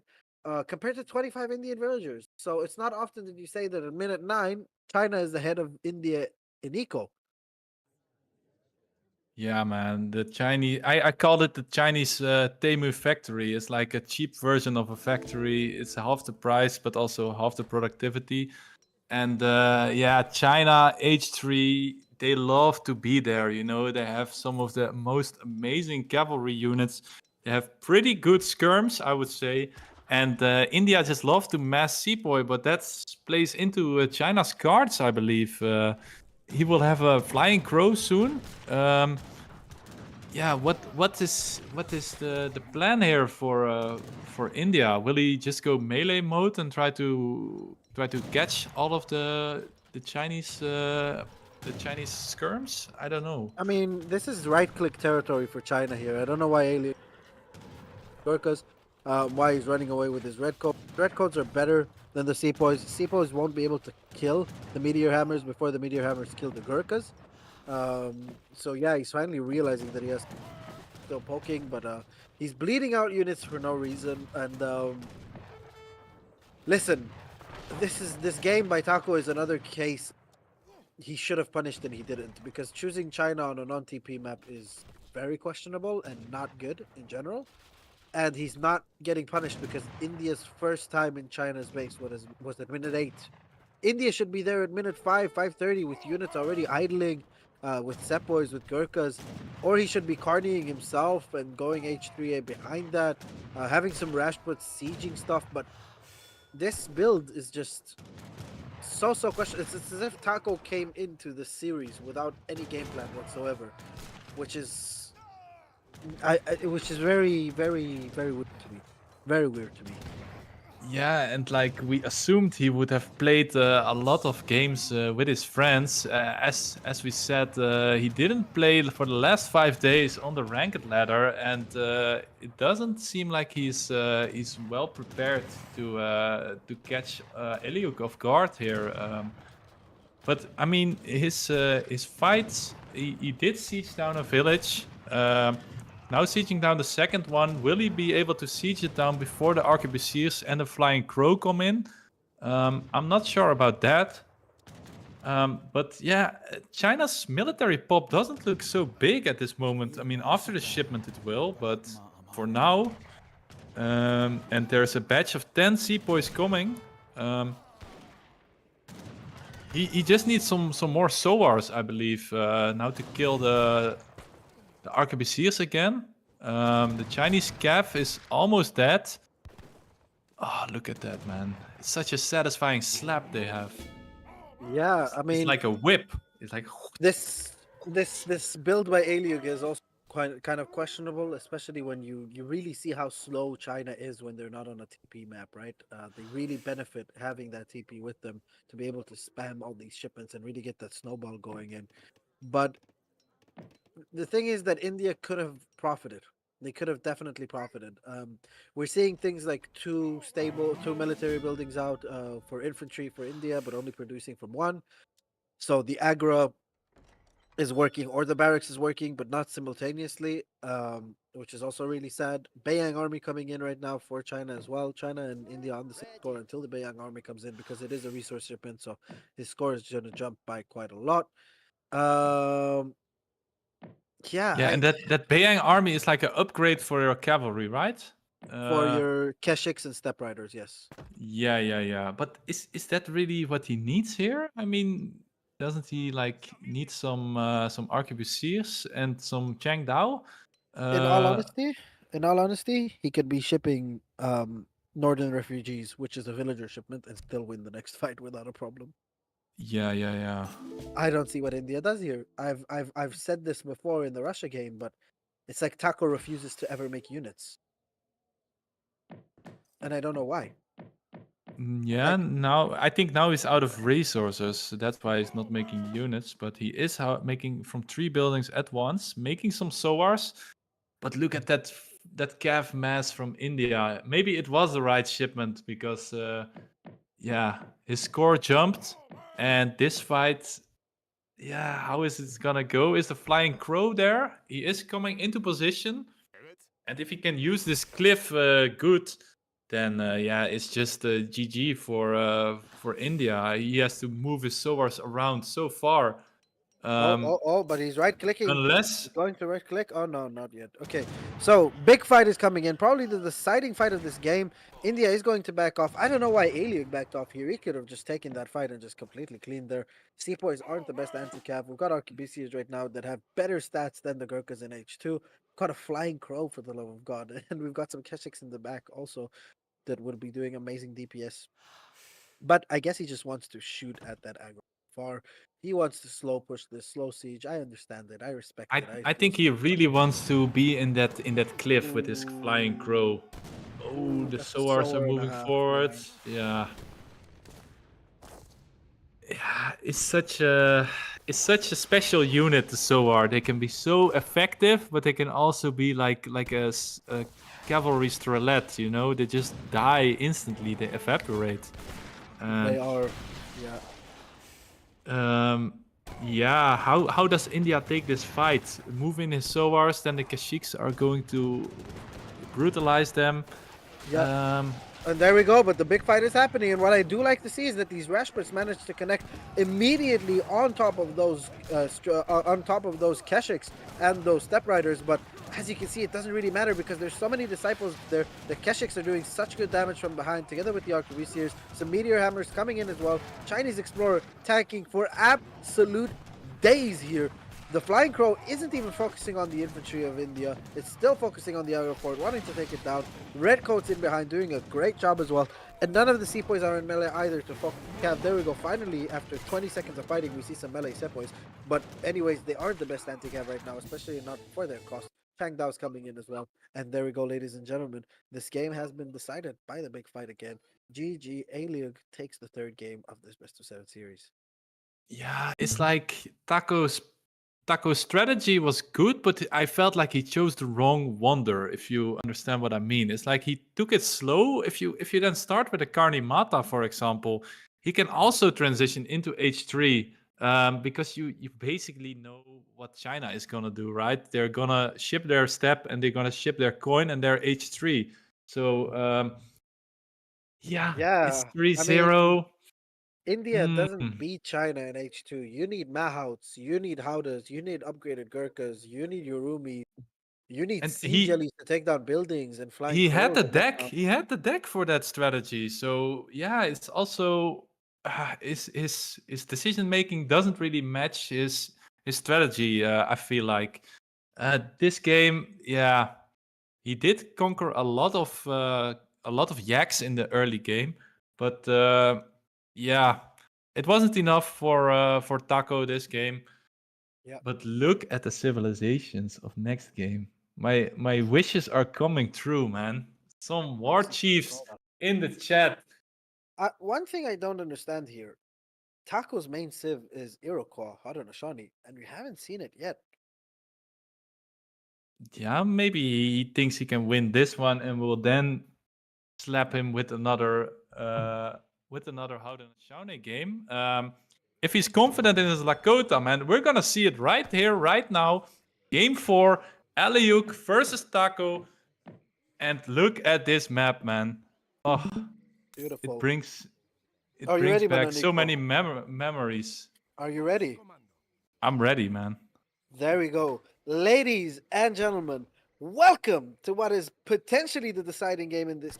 We have match point for Aileyugg, the big, the scary, the Lubu of China. For those who know, they know who Lubu is. Currently, we have our very own version of Lubu in Aileyugg on the north side of the map.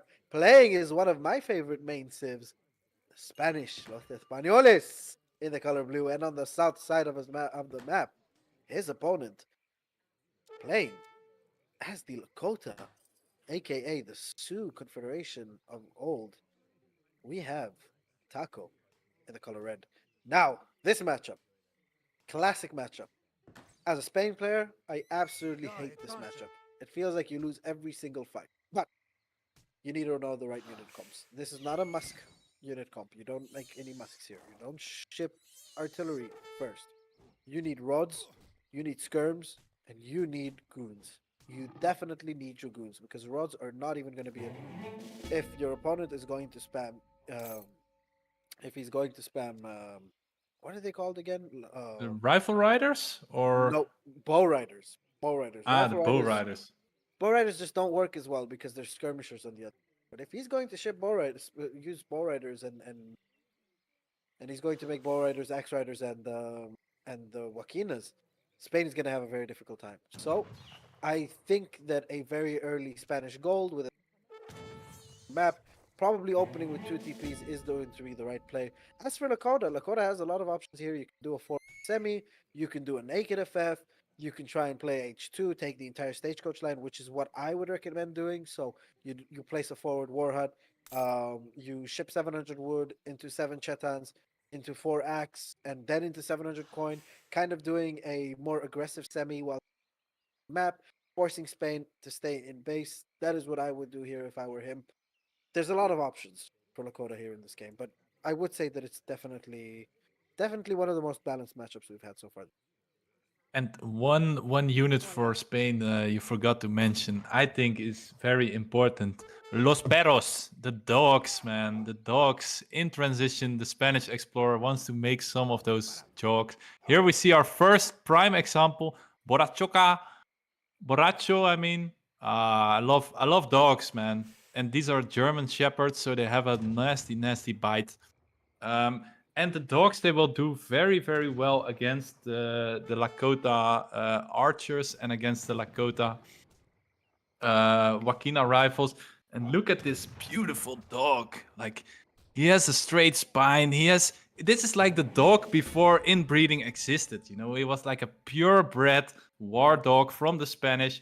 The one that actually scared the Native Americans back when the Spanish came to North America. They didn't know what a dog was, and the first dogs they saw were these war dogs, and my God, were they afraid of them. And they had a good reason for that. These dogs have a huge bite. And are we seeing advanced training post? Am I seeing this correct? We are seeing ATP from Aileyugg.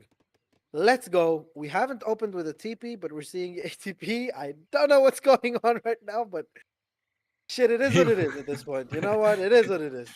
ATP He with wants TPs. Let's he go. wants those really cheap trading posts, but he wants his first trading post to be cheap already. So I'm Dutch. I know what he means, man. He just wants the discounts, you know. I don't want to pay 200 wood for a trade post if I can pay 110 or 130. How much is it now? I believe it's 110, right? 120, 120, 120. 120. Okay. So Yep. yeah, he's really waiting for that shipment. Oh I man, don't know. I don't know. it's We it's need it's we need villagers out on the map to start building these. Because it's Black Friday and he's waiting for the door, man. And the second those everyone. doors are open, Did they nerf ATP? Who asked for an ATP nerf? What? Have you ever heard anyone complain about ATP? no, Why? not even Why in did they? my Elo. And in my Elo, it's considered a good shipment even. So and look at Why? this, man. Because he waited, he can now make 3 for the price of 2. So I mean, if that isn't stonks, I don't know what it is, man. But let's look at Lakota. What is Lakota gonna do this game? I have a feeling he will start with a war hut, then make a stable at home, and then gonna do war club and X riders in H2, something like that, I believe. I don't know, man. Only thing I know is that we're going to see 4 TPs go down for Spain before he can even say Boyata at all. There's nothing he can do to defend these TPs. Because look at this. We have a forward war hut from Lakota coming in already. Right? Spain is taking his good old time by building these TPs. He's building it with Vils. It's just I don't know. It wasn't worth it to wait for the first for ATP to build the first TP. That's just a bad build. Bad boom and bad build. And look at the balls I'm of a that. believer, man. I'm a believer. I feel like if you can get a discount, it scares away your opponent Look when that at TP is shooting back at you, right? the big balls on my boy Taco. Oh no, the balls went. I just thought he was a macho man going to go for stagecoach with one Yeah, TP. yeah. That But would be yeah, the ultimate stonks for Aileyugg, man. Just that make would have 4 been. TPs and your opponent upgrades it. That would be so sick. He But would have been an no, no, no. absolute Dutch Jew. That would have been awesome. Oh yeah. Let the Native Americans work for your Spanish overlord. And taco, it is a Spanish snack, right? So I don't know. But he is making a second war hut, Mr. Taco. And is he going for the base? No, no, no, no. He's moving his clubs on top of this ATP. And yeah, curious to see how many TPs he will be able to destroy before Aileyugg can answer this. Yeah, and this is kind of looking like at this point Aileyugg is just experiencing things, like experimenting, because he's making musks and shipping coin and making crossbows now and a 2 musk badge because he was housed and he has a lot of TPs, but no stagecoach, no way to upgrade it as well either right now. Again, against someone who was not turning nervous and not performing the way Taco has far, I would say this game was over half a minute ago, and Lakota would have just won. But my boy Taco has let Aileyugg get away with some crazy things so far this series. So I'm not gonna put it past Taco to still lose this game somehow. No, I'm a believer, man. I want if the natives were there first, man. It's their country. You cannot say he's gonna lose. Um, I'm sorry. and We're in Central Plains. We're in China, not in North America. This isn't Lakota land. yeah, I mean the Native Americans they were migrated from Asia, right? So basically they were Exactly. there first. You left. That's it. Yeah, okay. I mean that's debatable, but he is, however, going for the second trading post of Aileyugg. And now following it up with a shipment of X-Riders. So he is going to go for bow pike with sprinkle in some shipments. And Aileyugg is going for a musketeer mass from 2 barracks. Will that be effective here? I'm not quite convinced, honestly. Is Aileyugg aged up with the logistician? What is Uh, Aileyugg aged up to H2 with? Can we I, check 1 second? I believe the quarter. I believe it was Quartermaster. Okay. quartermaster. Yeah. He aged up with the quartermaster. Kind of crazy that Spain has access to the quartermaster. You wouldn't expect them to have access to that. Yeah. But anyways, a fight is looking like it's going to happen if Taco is going to be able to micro this correctly right now. We're shipping more X Riders, so we're shipping 4 and 3, and he is just letting his units walk all the way in between each other and letting Aileyugg take a couple of easy shots on him. Dog is gonna come in right now as well. Aileyugg not split firing, so not a very happy camper right here. But finally, these archers are going to be able to connect on the musketeers, and Lakota is going to completely clean up this fight, right? But saying that, Minutemen and the extra batch of musketeers are coming in from behind, and there's not a lot of crossbows there, so the axe riders aren't really providing any value. So has Taco somehow managed to take a horrible fight from a beautiful position? I would like to see these musketeers move into melee mode because they shred these archers in melee, and you can do really a nice hammer and anvil move here, like a pincer move. But yeah, he is cleaning up the musketeer mass from Aileyugg. And yeah, his reinforcement shipment of X-Riders is there. I think Aileyugg is still massing musketeers, so he is going to commit to the musketeers. I don't see another military building. I would like to see some dogs, man. I mean, I'm an animal lover, man. Give me some dogs here. They are very good against these archers. They don't have negative multipliers versus, or the clubs don't have multipliers against the dogs. Just buy him back. Just buy him back. Oh, but the Rodolero shipment is coming in. Big pop, wow. Okay, so all these channel women are going to be able to go down here, but I think that Aileyugg is aging behind this. We haven't seen or any units made for a very long time. So Spain is nowhere near aging. We're switching over to Lakota's perspective. He is not aging. He's researching stage. And that stagecoach, he's getting. Aileyugg is now getting that passive income from his ATP decision. He decided to make 4 trade posts, and Lakota just didn't have the time to siege them all down. So now he's getting 40% of that stagecoach, which is a big win for Spain, I believe. Why is he not aging to the next stage right now? Why? Spain still has to not reach stagecoach. And if you know that you're going to research stagecoach, don't commit with full anti-infantry under the Spanish TC without any anti-cap protection that you can get snared with Huss or with the rods or whatever it may be. Like that's not what you do. Like now you're going to research stagecoach. Now you're going into double production. Why waste your initial army for no good reason? Yeah, that's quite debatable. That's a debatable decision indeed. I would like for him to take control of the full trade post line before you upgrade it, or at least like move your army into there. It was good to see him clean up all those musketeers, but yeah, I also yeah, I don't like Spain H2 honestly, man. What can he make? He's now shipping wood. Is he gonna make some hussar after this, or shipping wood to make his stable, or what do you think he needs the wood for here? I mean, he can't really age right now. Probably going to be for housing, maybe another stable, steel traps if he doesn't have it. But I'm sorry, Mananico. I'm sorry that I'm so bummed out about this. You know why? Because these are two very capable players, and throughout the series I'm saying this not fully, and there's a very high likelihood to be doing the same. Am I cutting out Yo. or? Yeah, Yeah. Shake, you're cutting off a little bit when you're screaming into the microphone.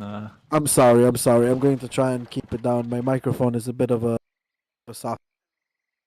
Doesn't Maybe you like do me. some ASMR. Yes. Trying So to make. let's give you guys some.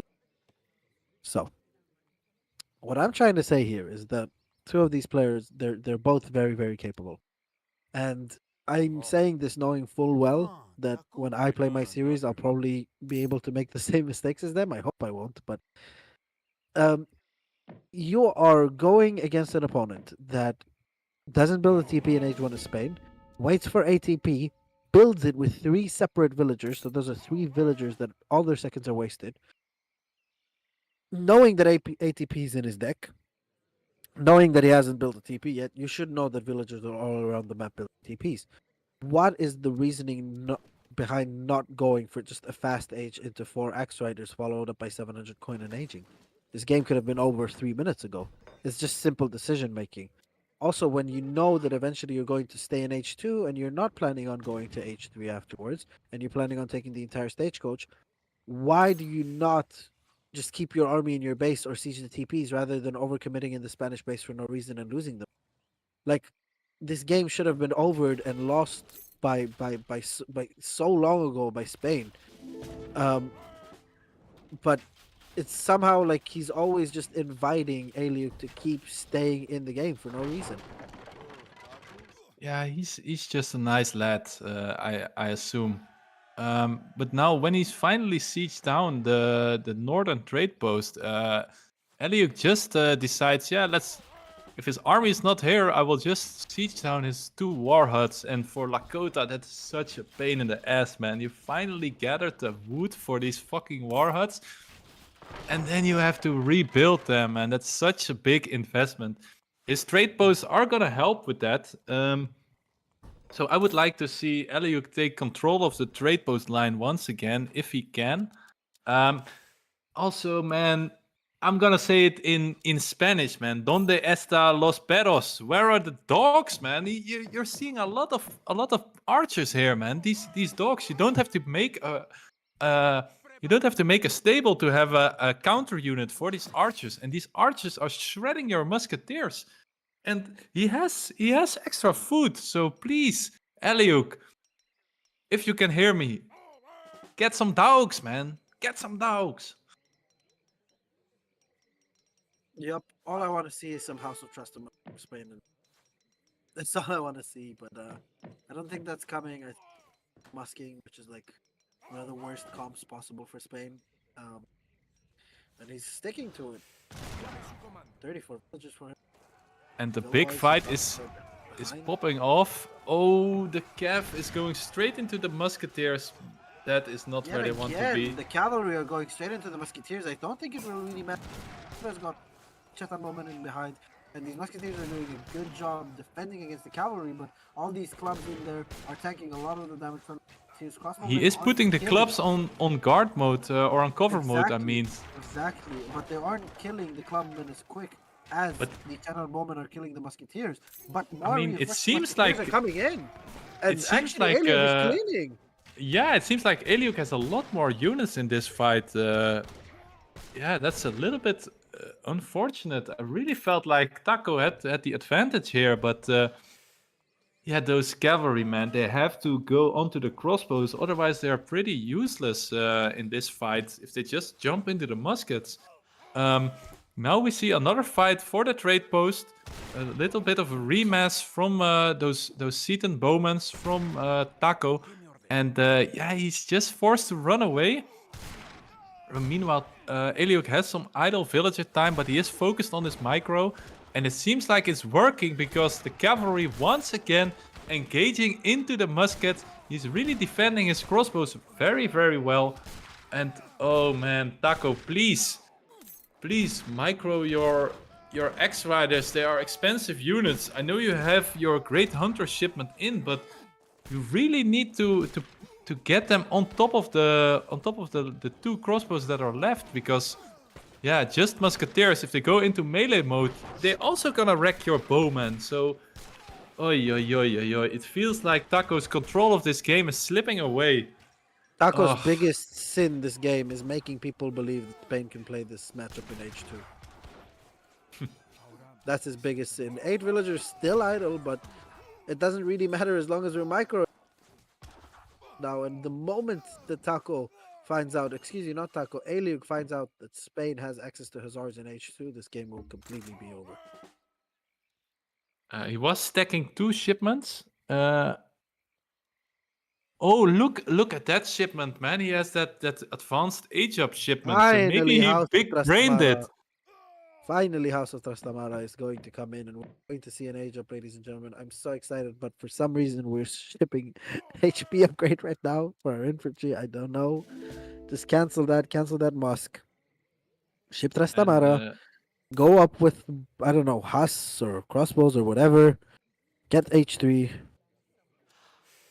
And let's win. And it's just, it's Agarj is right in the comments. It's not a problem of strat. It's a problem of execution. We've had extreme issues with execution this game. and we see a pike raid in the back of Lakota's base. Will they kill another villager? They killed one villager before. I feel like the villagers can maybe attack the pikes here too. The seated bowmen come to reinforce the pikes, and oh, that villager was on 8 HP. He does get away. And yeah. Also, what I noticed, Taco didn't really make any forward TPs next to his trade post, so that could also have helped him in the fights because they boost hit points, I believe, right? Yes, they do. Okay, but we see him clean up the pikes here, and he has a 700 food, 600 gold age up. My god. But he's not aging. And he decides to make some musks. What are we doing? Yeah, he doesn't want to listen to you, man. He just want to stay in H2. Aileyugg's just taking the piss at this point on. I don't even think he's playing seriously anymore. Maybe he's just enjoying the time being on the screen of ESOC. It is, of course, the Spring Championship 2025, and he wants as much screen time as he can get.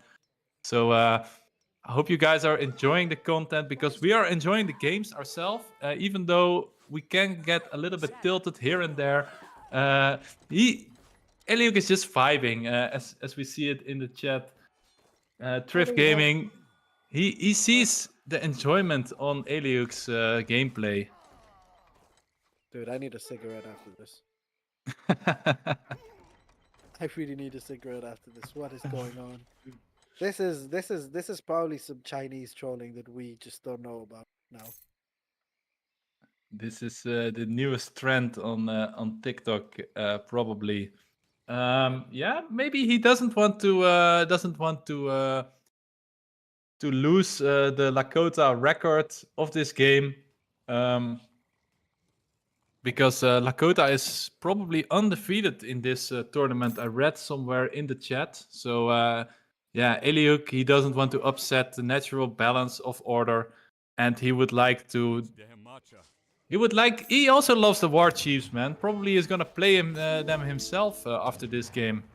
But yeah, Taco shipping in the cavalry damage card, and yeah, it does look like Aileyugg run around the map a little bit too much. I think this is going to be GG here and now. This mess will be unkillable. He is making Woku monks now, even from the tavern. Entoneca de Enrique. What is an Enoteca? Is that a discotheque or? I don't know, that guy's probably like, I don't know, bro. I don't speak Spanish. I only speak facts, and the fact of the matter is that our guy right now, I don't like it. I don't like it, and I'll tell you why. Because this lacks integrity. Like, yeah, you're trolling. You know you're better than your opponent. Purposefully not doing the correct things and throwing games and not playing clean. I don't think this is the guy that can take out Tab in the next. Honestly. Yeah, I mean, if it's going this way, he doesn't clean Taco at this moment either, because it looks to me like Taco is winning this game. Even questionable decision making by Aileyugg, making some blind monks. He doesn't want to see our logic. He just wants to play another game on the tournament. And these X-Riders are gonna find these villagers, and oof, that is payback for the dogs, man. The perros, they bite, but the X-Riders, they slap harder. And that is game. Yep, there we have it, ladies and gentlemen. 3-1. I'm disappointed by this game. I'm not gonna lie. Everyone knows that and frank about my feelings when casting, and this has been incredibly disappointing to watch. This game specifically. Series, not that much. I think the series had a lot of entertaining games, but this game in specific, there was no reason to extend the series, and there was no reason for Taco to win this. There was no reason for Aileyugg to throw as he. So He just honestly, didn't want to win with the ATP meta, I believe. He just wants to prove you right that it wasn't a great card. He did it. He lost it. So now we're going to see game 5. yeah. Do we take a 2-3 minute break before we go further, or what do we do? I think it's about time for an ad break. I think we can catch them in the middle. We need to do an ad break, I think, right now. All right, so let's just do a 3-minute ad break, actually, boys, and we will be right back.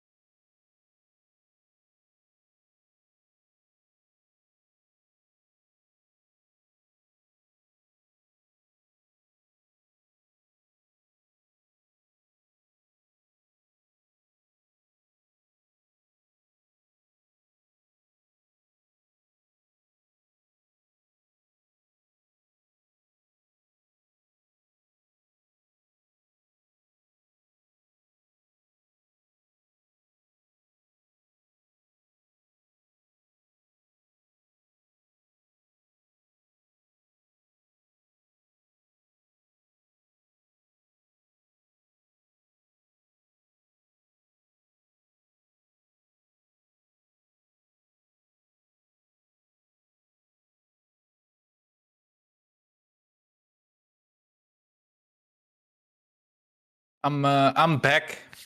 If we want to continue the game, I don't know if Shake's here already or not. I think he really needed his cigarette after that game.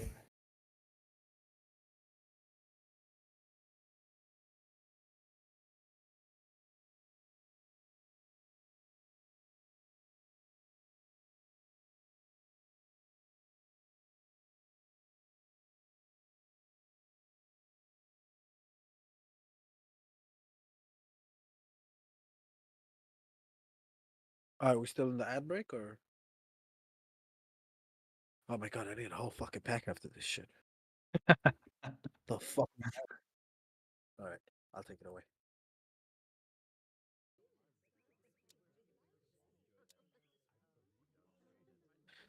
Ladies and gentlemen, welcome to another match point for Aileyugg. France versus Spain this time around on the south side of the map in the color blue on the beautiful map of Guyana in South America. We have Aileyugg playing as his main squeeze, the French in the color blue, and on the north side of the map, we are having some technical issues. Just bear with us a little bit, ladies and gentlemen. We'll be right back, rejoining it.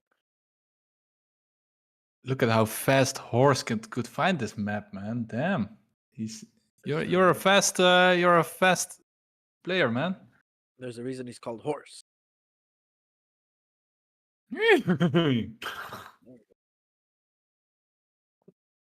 Sounded like Harrison's mom right there. Is it before or after you finish? It's during. All right.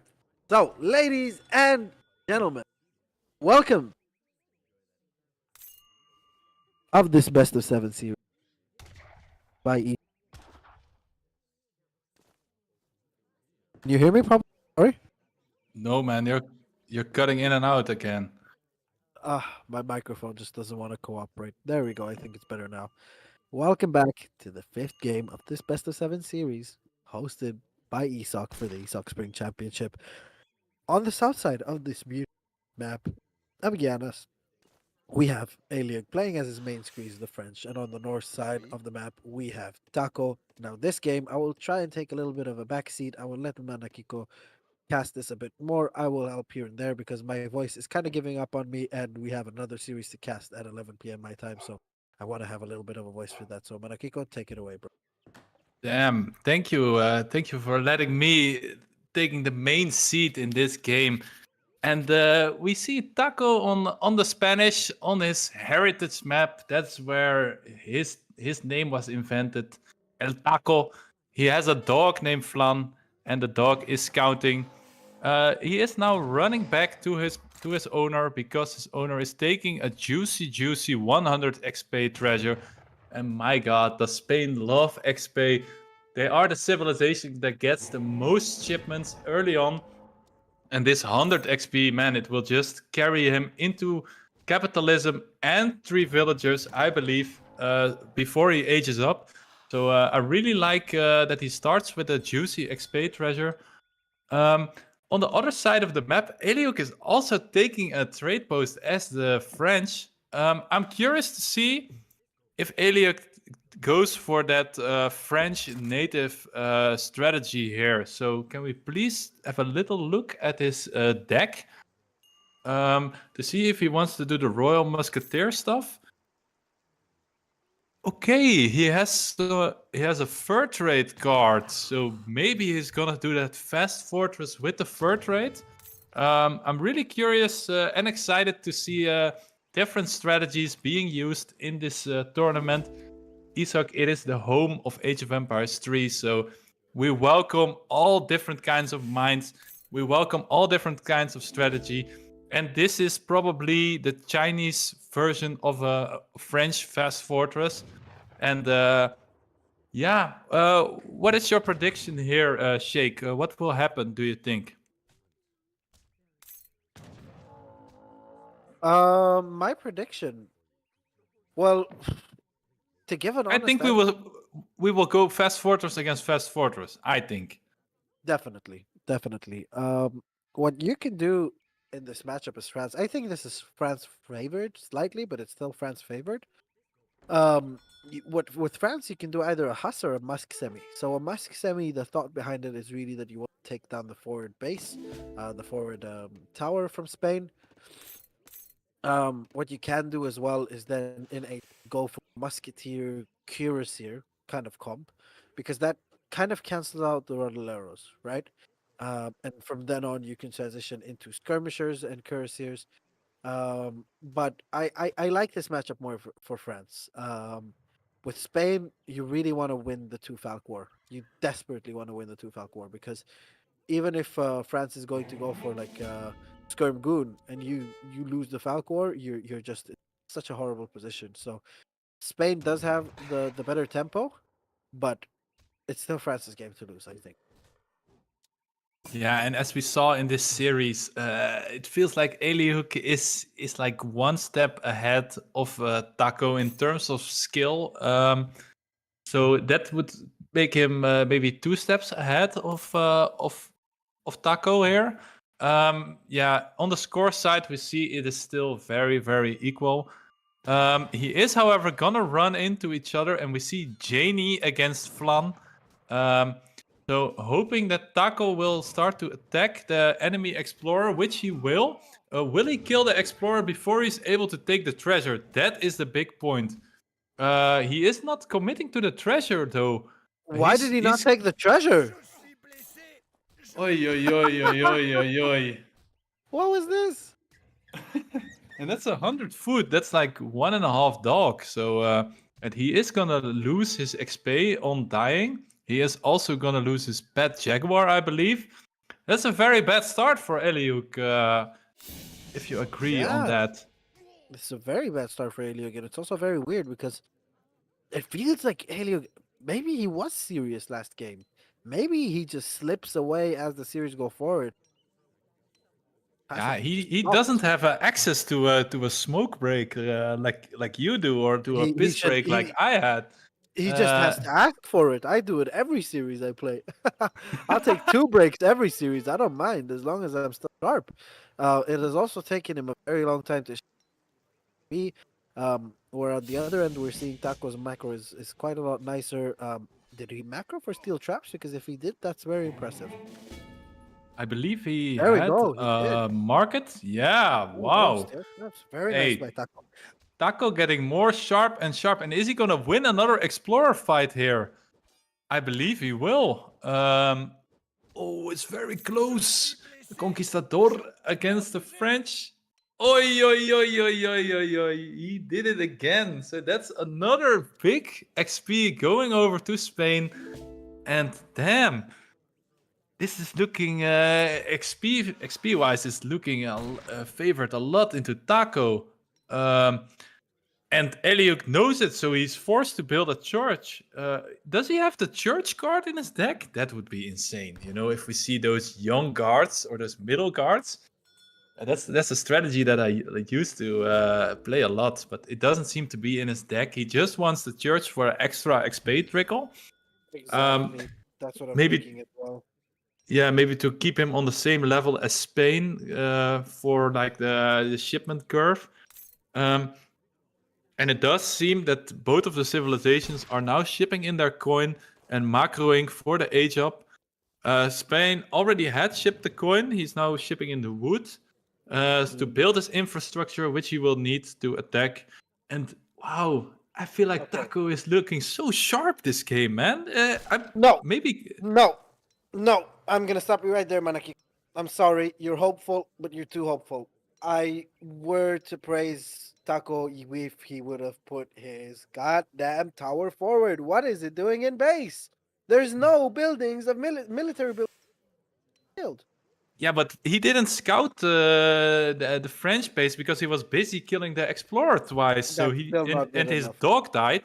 So maybe he was afraid for some hussars in his face, like a hussar semi. No mercy for that. You should always have your tower full. France going up with the fast age up.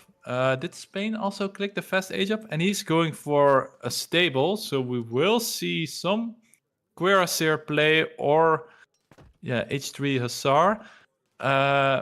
Spain going up with the scout, so that is the Hussar age up. So these boys, they will be matching units once again. Cav against Cav. Aileyugg is sneaking around with his scout. I didn't really understand what Giggs meant there because I wasn't even what I was talking about the fact that the tower isn't forward for Spain. As you age, your tower needs to be forward. with Spain. Like an in-base tower does nothing here, especially when your opponent, your opponent is going to be aggressive on TP. So on your tower, sorry. So I just don't see it. And yes, this commentator is actually seeded rank 16. So I'm seeded higher than every single player that is be casted for this week. So yes. Yeah, we have a big shake here commentary, and even though he has to play himself in the next week, maybe you are already scouting like your opponents, or how do you feel your chances are in this tournament, Shake? I know my opponent for next round. It's going to be Mongo 10. Um, I'm getting mixed feedback. Some are saying that it's going to be a very close series. Some are saying that I'm going to smash him. But yeah, I don't know. I'm excited for it. I hope I'm going to give a good performance. But then again, I'm arguing with gigs in the comments. Just wrong. Even if you go for Spanish gold, there's no reason to keep base. There's just no reason because you can take map with that tower unpunished, regardless of Spanish gold or not. So you can And either start two Falc and no one ever makes musketeers against France. It just doesn't make any sense. You obviously are going to go for Rod Skirm. And even with Rod Skirm, like you want your tower forward. It's just a blunder having it in base. And we see French starting with Dragoons, so that's like the only cavalry unit that I didn't call out. So very nice. He read into the age-up of Spain, killing one of the age-up hussars. Spain doesn't have a lot of wood. He's shipping his 1k wood now, so he can make some extra infrastructure. So he is going for Rod Skirm, as you say, and France is answering with a skirm shipment of their own. He's making a second TP. My God, he really goes for the greedy stuff in this game. Very, Maybe he's very not greedy. so convinced of Taco's pressure early on, because as we see, we don't see a Falconet coming from Taco. He probably has it in deck, but. Yeah, the Rod Skirm, it doesn't really have a lot of siege, does it?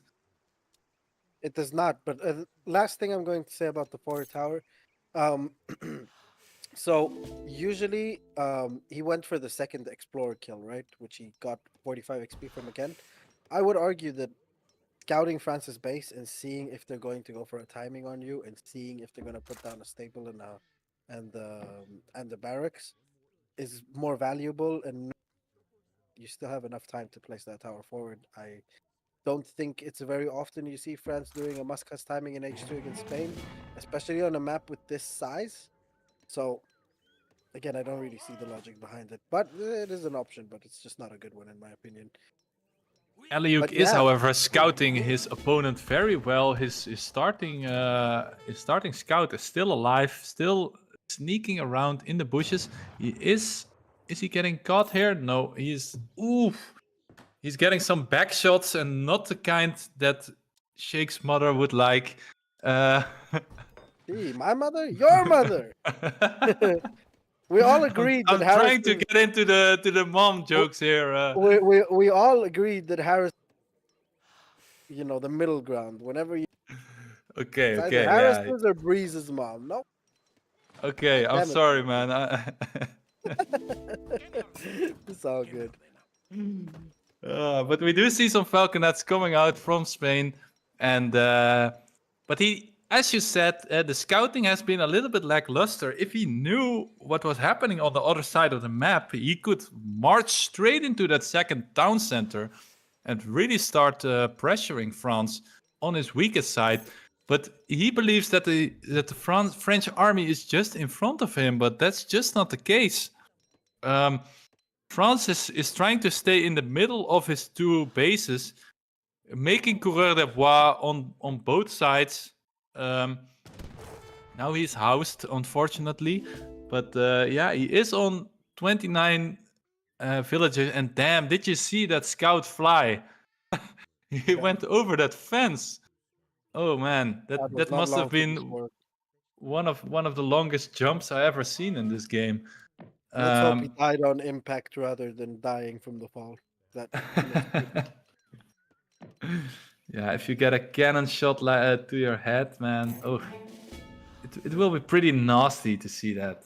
But Turn 2 here for Aileyugg. luckily we're just in a video game. We're just in the game that we all love, Age of Empires 3, man. I'm so glad we have almost 250 viewers for this event, and they're all patiently waiting for the next big fight.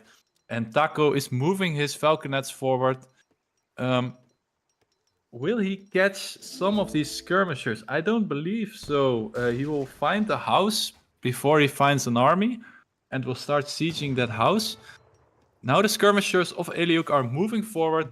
He's trying to put them on stagger mode, I believe. The falconets are also moving forward. And France is answering with a falconet shipment of their own. He doesn't really have a way of dealing with these falconets straight away, so it's really gonna Falcons are depend. almost here though, so France's Yeah, Falcons are almost here, and he's gonna be able to deal with it. I don't like Spain's unit distribution here. I like the composition that I think we don't have enough skirms out on the field. We're over on like lancers and stuff, but there's so many dragoons out on the field. And if France manages to win the Falc fight, which Aileyugg is making incredibly difficult for himself to do because he's just pulling out forward his dragoons, and there we go, one Falc for one Falc. One Falc down. Dragoon. But I think France is going to get the Falc advantage because his dragoons took a shot. No, he missed the shot. He didn't take the shot on the falconet, and now the falconets and the lancers are going to go in, and rods are going to connect with the dragoons. Still, only a couple of rods connecting, but a lot of dragoons going down to those initial. All of the skirmishers are getting completely eviscerated. We still have a full HP.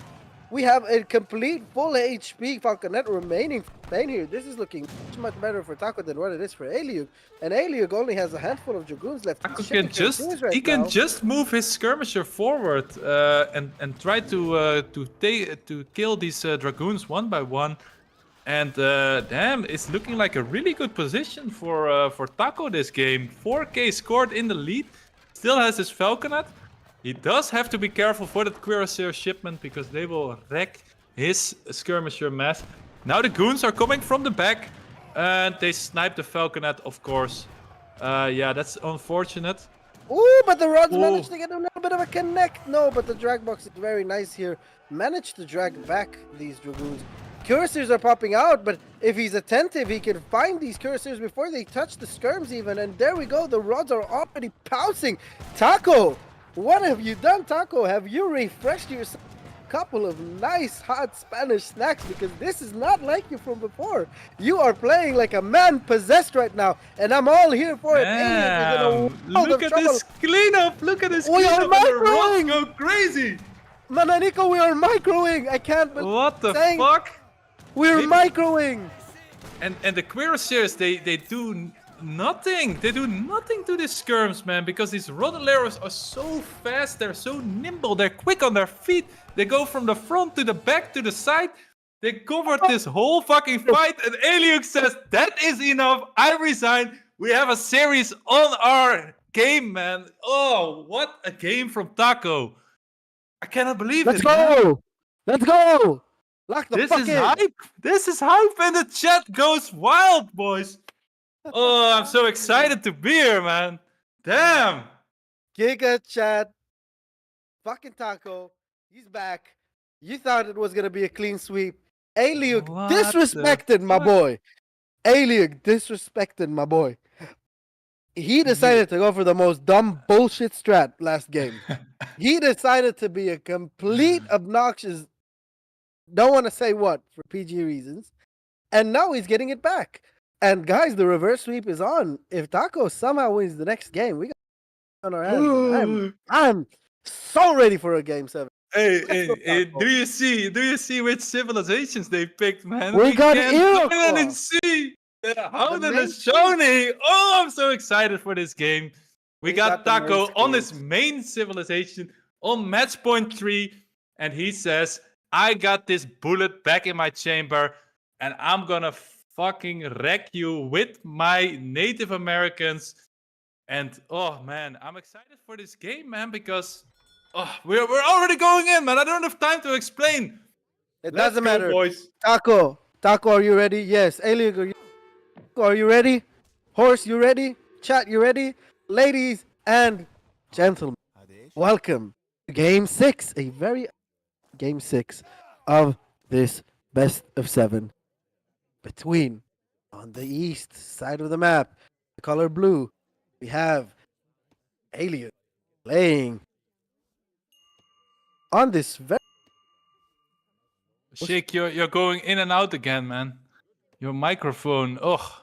yes, I'm sorry, just my daughter for some reason has somehow landed up on my shoulders. So the mic cut out. But okay. On the west side of the map, in the color red, we have the man, the myth, the legend, Taco, playing as Haranashani on a water map. I'm hyped. Ooh, in the I'm dog is excited. going up. There we go. The main squeeze has been pulled.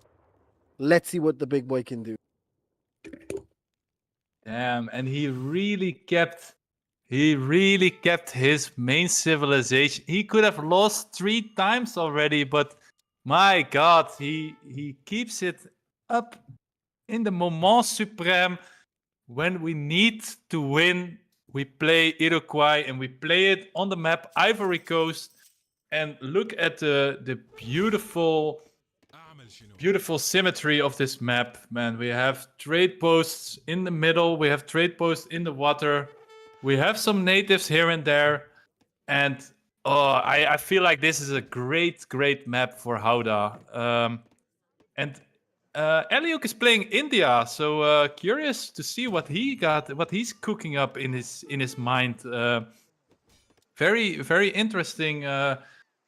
Very interesting civilization for sure. We did see Taco not being too comfortable on his India. Really had a strategy. He had a deck, and he didn't really match those two. But now playing Hauda on a semi-water map, oof. I feel like this is his time to shine, man. How do you feel about it, Jake? I'll say this much. I've played against Aileyugg's India before. He has a good India. Taco's going to be on his A game if he wants to win this one. I think the matchup favors Haranashani. This is a Haranashani favorite matchup. Yeah, and we do have some natives on this map too. I believe that there are Akans, which are like one of my favorites. We have Jesuits in the north and Akans in the south. So yeah, that Akan Palm export upgrade, that is so fucking good, especially on this map, man. You can just eat only the food, find only the fish, and then put the palm export. Bang! He got enough resources to carry him through before he has to age up. So I would really like to see Taco taking one of the natives here, especially the Akans. But I mean, if he takes the Jesuits, they are also a great unit for H2 play, even for H3, H4 play. But he doesn't have access to goons before H3. So if he wants to stay in H2, which is not likely, but it could happen, then yeah, those are also a very good unit. So I'm very excited for this matchup. Are you ready for me giving compliments? What? I'm ready. I'm ready to give compliments right now. That's the first time this series. Okay, let's hear them. Big boy horse. Can we just show just Taco, not point of view, scouting? I want to show.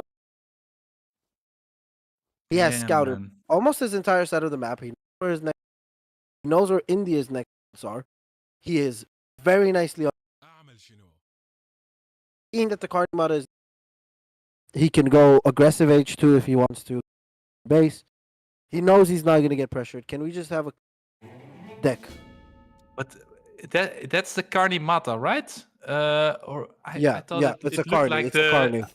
It's not the Charminar Gate. No. It's a Carney. Yeah, okay. Trade post denied there. Can we take a look at India's deck for a second? So India doesn't have any anti-water cards. So he's going to be able to water boom for free. I want to see a semi-FF here. I don't want to see any H2. I want to see Taco play semi-FF and into Skirm Goo. Yeah, I'm excited for this matchup. I think Aileyugg is just gonna do like a clean fast fortress. He's gonna a naked fast fortress. I mean, he's just gonna ship the coin and go into H3. Taco is gonna have a great time on the water, man. He loves those African river fish, and yeah, he's already in H2. Let's see what Aileyugg will ship when he's aged up. I believe it will be the coin.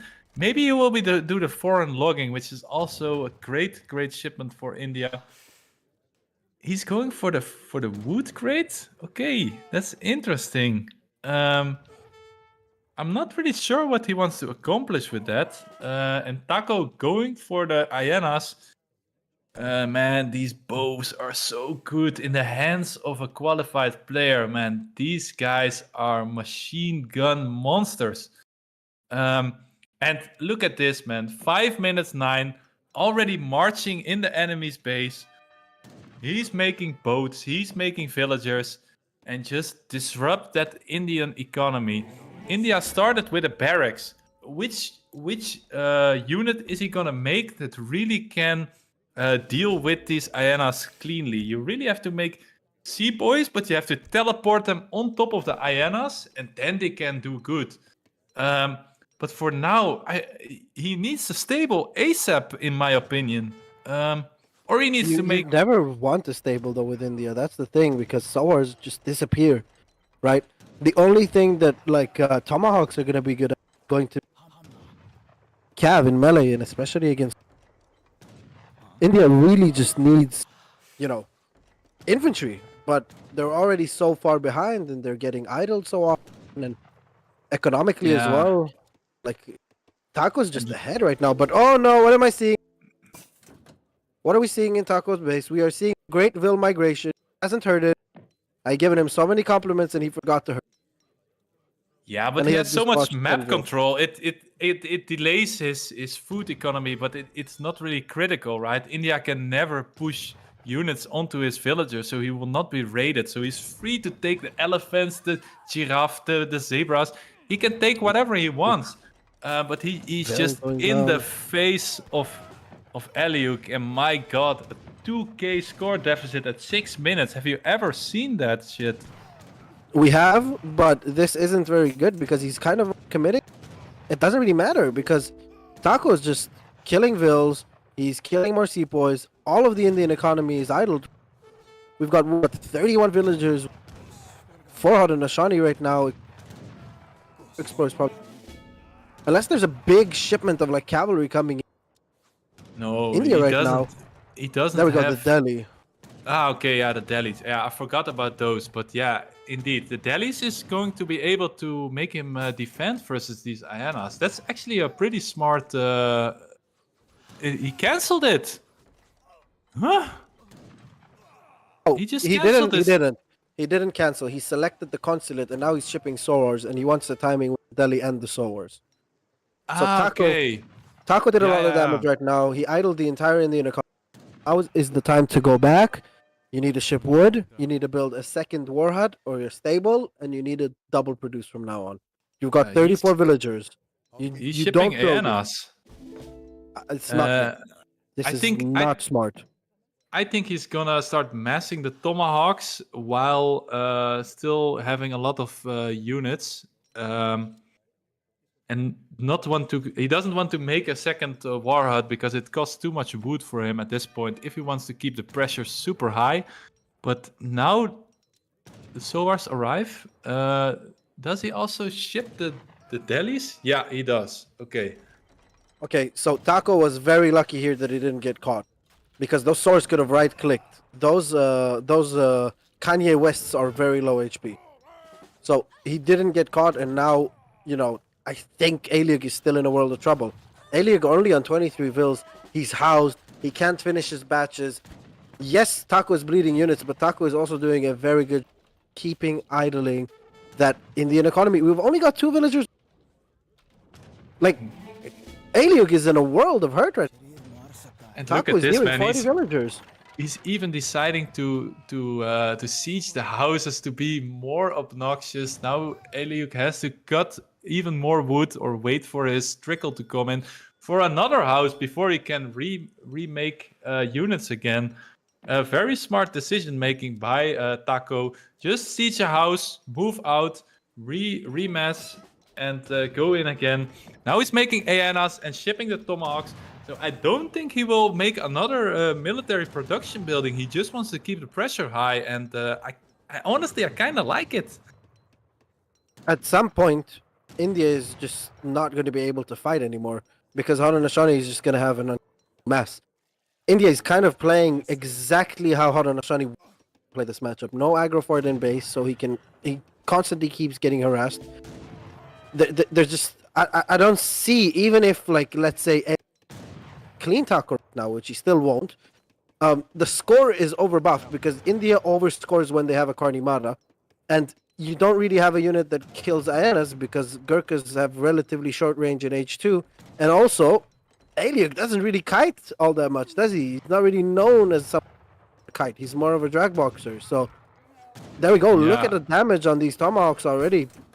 Just absolutely making short work of that Cav right there, and Minutemen being called and pulling back. Taco is there, not wanting to get shot by the TC, not wanting to take the risk, wasting these Minutemen from India, and Taco's playing like a man possessed. He's playing like a completely different player right now. Yeah, 43 villagers. He just needs to put them on food and wood, and he just makes houses, and that's it. Houses and boats, and keep growing the mess. He is, however, mixing in a corral, which is Sorry that I'm interrupting you there, but Garja, I didn't say India overscores. India overscores relative to its score when it has a Karnimata than when it has an Agra. So with a Karnimata, India overscores in comparison to what they usually do. Yeah, sorry, go ahead. Okay, so Taco is mixing in a corral, which makes him able to make the Kanye West, which I like. I like the unit, but I feel like they're so expensive to mass. You know, when you're making them from a stable yourself. 175 resources, 75 wood every time. Also, they cost a lot of pop, so you still have to make houses too. It's a really difficult unit for me to mass, but I like that he sprinkles in 5 of them. They will easily be able to deal with the Gurkhas. If he has the right micro with the Ianas to kill the Sepoys, then yeah, I think it will be a GG after that fight. But let's see what will happen. He is pressuring Aileyugg, forcing him more back and back. Aileyugg has his economy rolling at this point, but the 5 Ianas come in, and the big fight is coming here. There we go. Finally, please, Taco Micro. If Taco Micros this wins this. Okay, swords are going down. Delis are going down. Now, we do have Sepoys on the front line. We still have a 2 Deli remaining and a low HP Sower. Rashpit's coming in there. They do have some high melee stats, but no multipliers against the Aenas, where we have multipliers against them.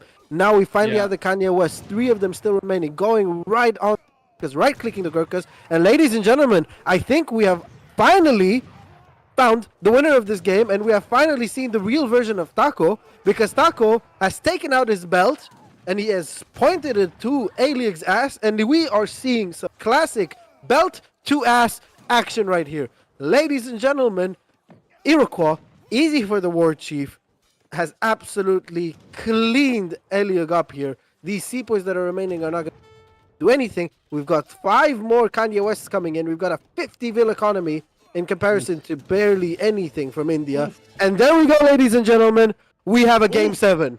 We have a Game 7. Did you expect this, man? We were saying like it's gonna be a clean sweep for Aileyugg, man. If he aged to Spain, but oh my god, this felt like the man is possessed. He finds the adrenaline and he uses it, and yeah, man, wow, it felt like a win from the start. This game, just the matchup in Civs, just the way they wanted to play their game. Also, the Wonder was a little bit questionable. You know that how that is gonna come. Maybe you put like a Agra fort in base. Oh man, Taco pulling it back from the depth. My God, what a fucking chat. And From 3-0. I do not remember the last time I've seen anyone win a series down 3-0. Ever. damn. In my life. Never seen it, I think. But yeah, now the question is, he's going for War Chief Civilization. Will he go for Aztec to finish it off? I mean, that could be spicy, right? I don't know. Aileyugg has a very good Italy, so I'm very surprised we haven't seen it. But yeah, Big Boy Taco is typing right now, so we're waiting for the next Civ picks. Yeah, I'm excited for this. Yeah, this is going to be the last game. Damn, I did not expect this to go big. Game 7. I think chat is hyped. Chat, also, don't forget subscriptions, donations. Help us bring this, what you're seeing right now, to life. And the more you subscribe, the more you donate, the more tournaments you will have, the more players it will attract, and the more fun we will have together as a community. So don't forget, tune in, subscribe, and donate. And maybe the casters will also be paid in the future, man. Imagine that. We will be rich. I'm very hyped for the future. I don't need any money. I have spent so much money in this game. I'm not expecting any money in return. Don't worry. No, I'm just joking, man. We all just like to commit our time and our resources to this game for just for the love of the game, man. We want to keep the community hyped. We want to keep the game alive, man. Even the devs, they were bitching. We don't give a shit. Look at this, man. Our game is alive. And Taco is definitely alive. But we are going to a little commercial break, so stay tuned. Watch the whole commercial, guys. We want to get paid for this channel. We want ESOC to bring more championships, and we hope you are loving this game. I'm loving it. I feel he is shaking from excitement. And the ad break is gonna start now. Be right back, boys. It's okay. Dude, what the fuck? How is this going on still? Why the fuck? Yeah. Dude, I know Aileyugg is considering suicide right now. I just know it.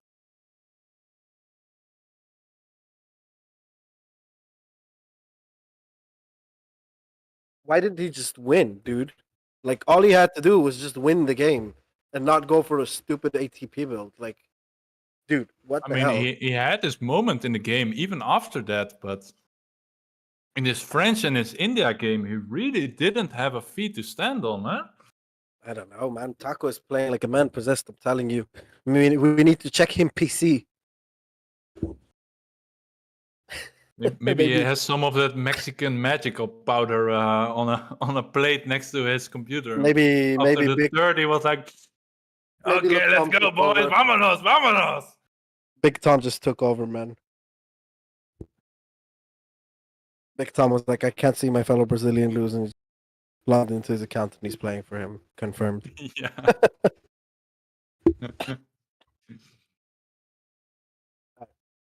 I'm curious, man. What will they pick? If he picks Aztec and he wins, man, then my prayers are being heard. Then the War Chiefs winning with Aztec will be so antic. Winning with Aztec will be so anticlimactic, honestly. What's the Anatolia is the last map. Why is he not giving the Civ picks though? Before they start. No, he said starting now. I think it's gonna be Mexico, man. Baja. Is Baja banned? Yes, Baja is banned from the tourney. Ah. Alright, let's go. Oh, excited. Fucking game 7. Game 7. Anatolia. We don't know which civilizations they are picking. So it's gonna be a complete surprise for you, and it's gonna be a complete surprise for us. And it's a trade post map. Will we see another ATP strategy work out? Could be. You have 6 now. Oh, I don't know, man. What was the Aileyugg's Italy? I I feel hope like not. that's gonna be too Unbeatable. passive, right? Unbeatable He's gonna Civ. There be we go. unbeatable. All right, Mana, you ready? Horse, you ready? Chat, you ready? I know I'm ready. I sure as hell know Taco's ready. Not so sure Aileyug's ready, but I hope he is. Because we are about to jump into game number 7, gentlemen, and this, from so far, from what we have seen, this reverse sweep is going to be crazy. And oh, we got a spicy one for you guys. We got a spicy matchup for you guys. Oh my god, I cannot wait. Ladies and gentlemen, welcome to game 7 of this best of 7 series in the round of 64, hosted by ESOC, played in the ESOC Spring Championship on the north side of the map in the color of red. We have Taco playing as the Ottomans. And on the south side of the map, Anatolia, we have in the color blue, hailing from China, Lubu, Aileyugg playing as the United States of America. I am USA, USA. so excited about this. I am so excited about this. This map, favors both civs to go H2 TP build. I don't think either one of these build. I don't think we will see that at H2 TP build, but realistically, Otto could play A and just spam Abus. USA could take the TPs with Chimmigrants, but we're not seeing Chimmigrants. What? We are seeing French. No, what is Aileyugg doing? What the fuck, man? I was so convinced it's gonna be a Chinese immigrant map, and he's going for the French. This must be some OP Chinese build order that we don't know about. Also, he's still chopping wood. What's he chopping wood? Ah, he's making a house, of course. Yeah. Oh my god, we are going to see Chimmigrants. That's what we need. We need Chimmigrants. Also, a capitalism start from Ottoman. Don't they normally start with 3 villas? No, capitalism is very good, but Okay. I don't know. Normally, Otto on this map, what I would like to see is Silk Road, and I would like to see some capitalism afterwards. I want to see a 2 TP start. But yeah, but this is again both players proving that fuck it, we're just gonna do whatever. We're not gonna do what's logical or what's right here. We're just gonna do whatever. Taco's deck is called Kerim B1, so he learned maybe from a real Ottoman main. So yeah, he copied a real one. So I don't know. And Aileyugg having like the French immigrants, capitalism, and a bank. Is he going for 3 H1 shipments? Do you think? But he must need a trade post then, right? Definitely does, but I don't know, especially when you go for French immigrants. Like, is that smart? It's like they were mind blowing us all series, and now in game 7 they really fucked us up, man. We don't know what's going on, and we're looking at it. We really have no idea what they're gonna do here. So I'm really confused. Even using a villager to find that yak. Oh man. Taco saving a bottle FI for the last game of the series, Oof, this is so spicy, but he's not building a house. He's up with cows, yeah. That's standard build order, You're gonna go up with cows when you're doing this build, and it takes some balls going for an FI. And wow, I didn't expect that, but on the other end, when you've got your opponent that's like, Aileyugg is such a good player, man. He's so off 22. Taco is making him look like a fool in the last 3 games, but you would still expect Aileyugg favorite for that. And not even picking Chinese immigrants on a 6 TP map? That's crazy. That's crazy. That's crazy, sounds wrong, man. maybe he chose the wrong deck or something. Also, he has like the bow units in H2, and he has a lot of natives in his deck. Man, this must be some hidden tech that we didn't know about, because this is possibly a possibly game-ending series for either one of these players. You cannot fool around in your game 7, right? You have to play your best of the best game. There's no more tricks that you can hold up in your sleeve. You really have to put in the effort to win this game. First of all, Taco, Diesel, he's not playing fair. He's playing USA.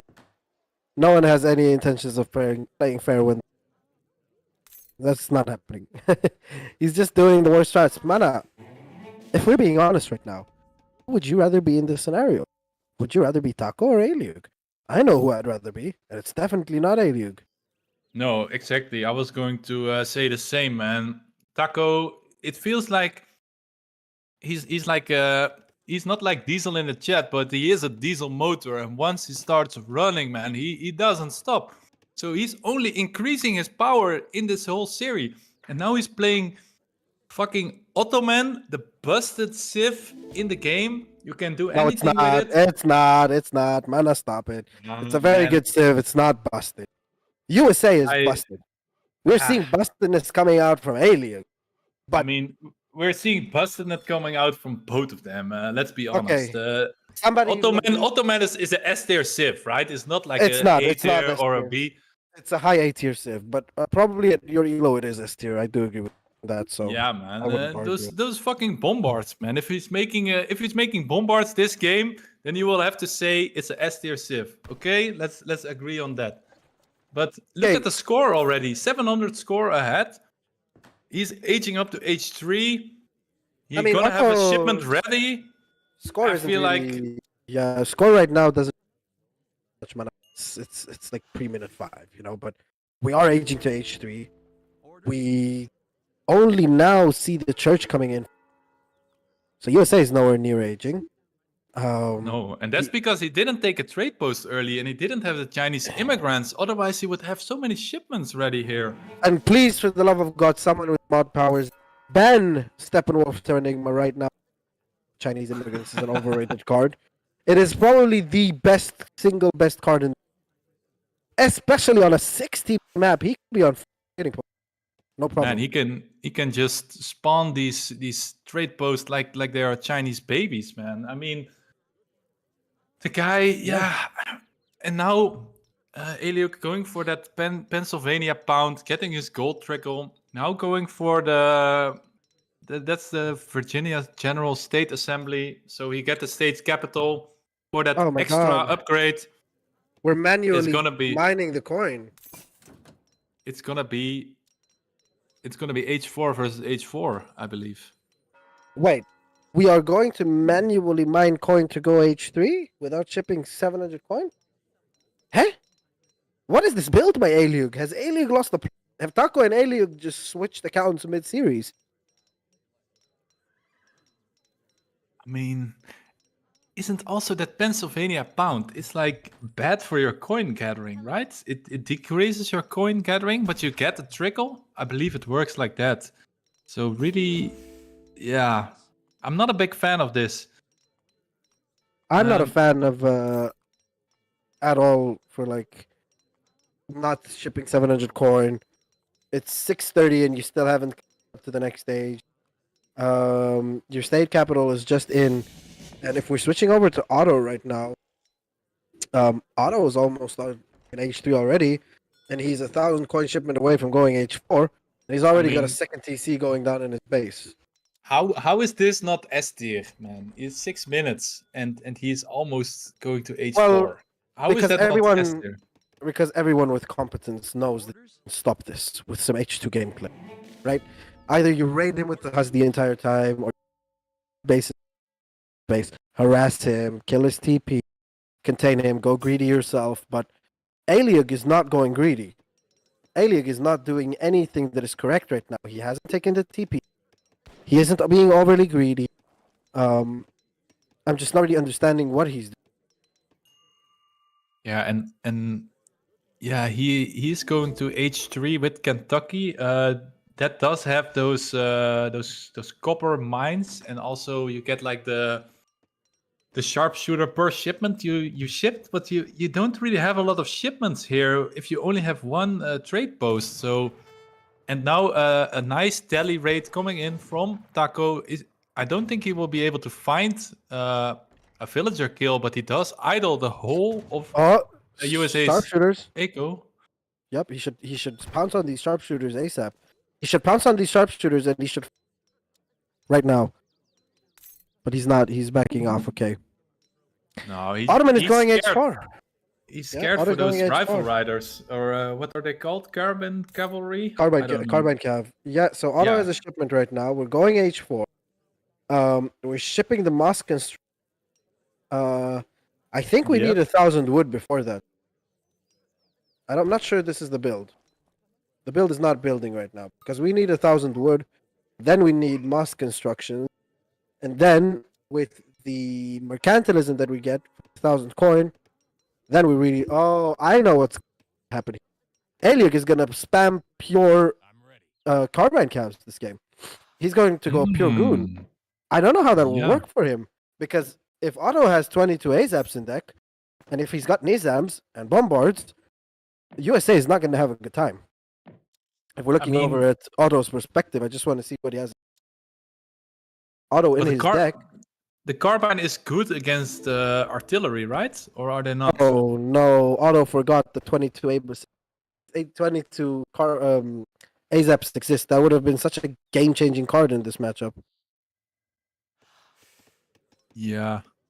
Let's see what will happen here, because yeah, Aileyugg is just gonna stick to his guns in H3 then, by the looks of his macro, right?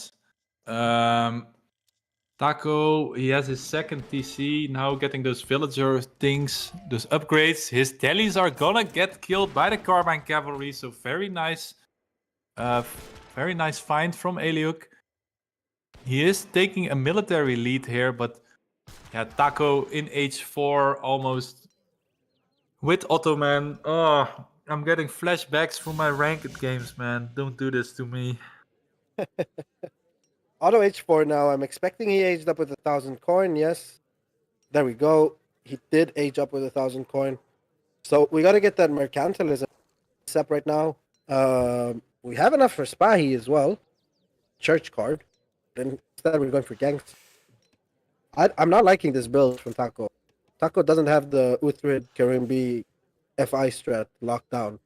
Because by now you want to be clicking that Nizam button, and you want to be clicking that Bombard button, and you want to be clicking that FI Spahi button. Like that army right clicks USA right now, it's the game over. But we're not doing any of the things we need to do. Yeah, I think you're right. He forgot about the 1k wood he had to ship, because if he's getting Gangsel, maybe he wants to chop it manually. Now his whole economy is idle. He is getting mercantilism, now getting religious palace intrigue. Okay, we're getting it for Spahi. Okay, Spahi are gonna come in, so that's already a good thing. But I wonder if he's going to wait for the Spahi to come in from the church, or if he's gonna manually ship it, because USA is just going to make a lot of right. But what we really is Nizams. Yeah. Yeah, I mean, pure goon, it would do good against Spy, right? You can just guide. The map is pretty long, so it takes a long time for the spies to connect to the carbine cavalry if they kite properly, which you would expect if you play at a tournament like this. But yeah, Taco is now shipping the great bombards. Getting the which is that church stack he is now clicking? Is that the Nizam's or? No, so he's clicking Spahi, Yeah, shipping bombards and shipping Abus. So he's basically not spending the wood on the Nizams, but he wants to get Abus in, which kind of does the same thing, right? Now, good for him running away right now. Carbine. He doesn't want to fight until he has these Abus, right? He also needs houses And after that Abus shipment, I would actually really like to see some 2TC shipment and going more down south because Aileyugg doesn't really have any siege either, right? And Aileyugg is still on his 1TC as well.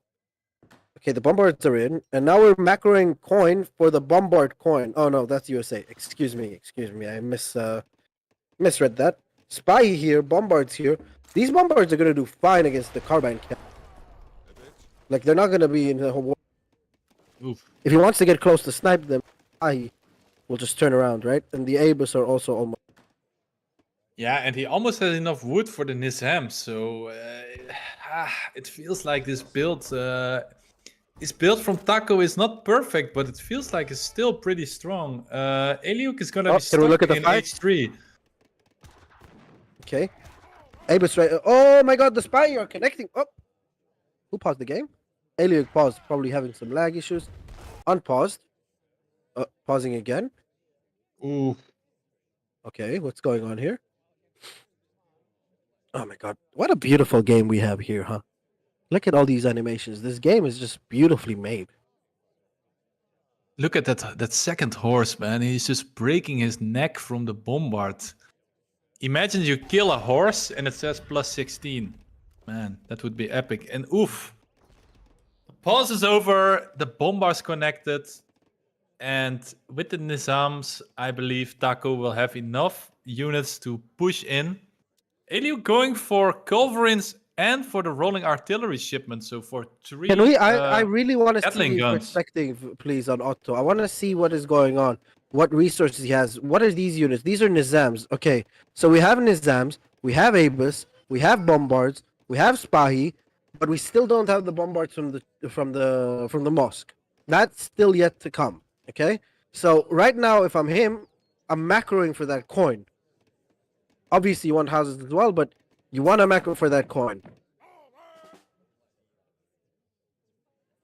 Yeah, and is Aileyugg gonna let these Gatling guns come from the forward town center or not? Taco doesn't even see it. He just marches right through his base, going to the south part to the main base. He shipped his two town center shipments, so he has 4 town centers. That's why he's probably chopping all that wood because he wants the villager production to keep continuing. 3 culverins, however, do they one-shot Great Bomba? I'm not sure on the map, but we will see very soon. The bombas are in range. The culverins unpack. The bombas unpack. They do kill one bombard, but the bombard also kills the culverins. The spies want to go forward, but that is not. Oh, he is gonna commit his army to. Mana, you're wrong. He has to right click right now. He's got H4 Nizams and Abus behind. Everything in his army kills everything here, and he still has the bombard alive. Yeah, but there are three. What are they called? 3 Gatling guns. It doesn't shooting. matter. It doesn't matter. You have artillery resist if you're in the right stance. Yeah, both players not really want to commit to this fight, and yeah, he snipes the last bomba. So oof. There we go. More 3 bombards gonna come out right now. This is what you love to see. Only 1 culverin remaining on the floor. Yeah, and shipping a factory, so probably we'll be making some bombas from that factory too. And yeah, USA is shipping the Russian-American company, so we will get a big boost in his food gathering rate. But I feel like he needs to stick to his guns now, make more culverins, because you know that second batch of bombas is coming soon. Spies could be coming, but realistically, that's a lot of food that you have to commit for another shipment. So He's just not ready for the next bombard batch. You dealt with 2. No. Now you got 3 to deal with. Good luck, buddy boy. Oh my god. This Civ, man. This Civ. It just... how anybody can play this with a good conscience. That's what I'm worried about, man. But hey, it's in the game. So, I mean, we have to deal with it. Especially for the 1,300 players like me. This is like the worst thing you see marching into your base. Aileyugg, however, going for a cheeky raid with his carbine cavalry, finding the USA Explorer, the the Ottoman explorer, and finding that town center that was being built. But now, yeah, Taco just marches into the enemy base, doesn't give a shit about what's happening to his to his 5th or 6th town center, whatever it is. And he just decides to go into the enemy base and see what damage he can do there. So will Aileyugg clean up this fight? I'm curious to see. The bombards start on the TC, and he just has to protect his bombas now. If Taco micros like he has the games before, he's gonna win this, no problem. Because if we're looking over to USA and we really need getting any cover-ins, there we go. A big problem for Taco is that he's not looking for that. He knows there's a foundry somewhere. You gotta take down the foundry. There's no point in taking down. No, take down the factory first. Gatling's coming in, trying to take a couple of shots on the Nizams and the Nizams and the Abus should and could just right-click, especially with that Culverin just right now firing on these units for no reason. But again, Micro is not being Taco's best friend right now. What are we doing, leaving these these bombards just exposed? And please shoot, do something, charge with the Nizams in melee, cover, spread mode your Abus and shot that Gatling. Oy, this is not looking good for Taco, man. What the fuck? It's looking amazing. No, it's looking amazing. Look at how many vills he has now. Yeah, okay, USA on 41 fills. He's on 39 fills, so it's second not factory like coming in. Second factory, 5th TC coming in. It's not like he's going to be behind on Eco for long. Look at the score. Otto is winning this game. That's true. But I mean, these bombas, man, it hurts to see them die. If you are Taco. But yeah, like this is he's got factories. Bombards are going to be created unless these factories somehow get taken down. USA can make as many calls as it wants. The moment Otto starts finding that unit button, it's over. Yeah, and Aileyugg is trying to catch up in the Vil score, making from 2 town centers at once. He does have a lot of. He has that Russian America company. He sent a fort, right? Did I see him ship a fort? It's there in the south of the map. I don't know if I like the placement of this fort. Yeah, that's just going down. Needs to shoot again with the bombard. Yep, there we go. Fort goes down. That was just horrible. That was just horrible for Aileyugg there. That's a wasted of fort going down for no reason. Revealing that he's got more bombard. But now we're gonna see the switch into Cav Archers as well. And Otto can just start spamming Cav Archer Abus, which is what Karen B does. And how do you counter 5 TC Otto right now as USA when you're going full into Carbine Cav? That's a very good question. I think he needs like a advanced artillery, some howitzers, mortars. But I don't think he had it in deck. And yeah, the factories are just gonna make bombas. And yeah, that's the thing with Otto, man. You do a good fight, relatively good fight from behind, and yeah, he just has an automatic economy. He can just make some Nizams again. These units are also so strong. It's just a hard life if you are facing Otto. Now 7K USA is hardest to throw from the beginning of the game, but still, like, Otto is in a position where he hasn't really capitalized all that much, right? So once you clean with the Culverins, you can't just spam goons against this. These Carbine Cavs are not going to be enough to kill everything. Like, every single unit that Aileyugg has made so far has been Carbine Cav. He's only shipped skirms. He's barely made like 1 or 2 bad skirms. That's not how you win this game either. You're facing Guard Nizams, you're facing Abus. Yes, they're still H2, but H2 Abus are as good as another A. Doesn't really matter. So yeah, I agree with that. Like, the longer this goes, the more death. We see 53 vills, but nowhere near an H4. Ottoman, on the other hand, probably surpassed him on vills by now. There we go, 57 vills. And it's not going to take him long until he's vills. Like, give it 3-4 more minutes and he's at max vills. you need to kill Otto now, while their units are still relatively low in number.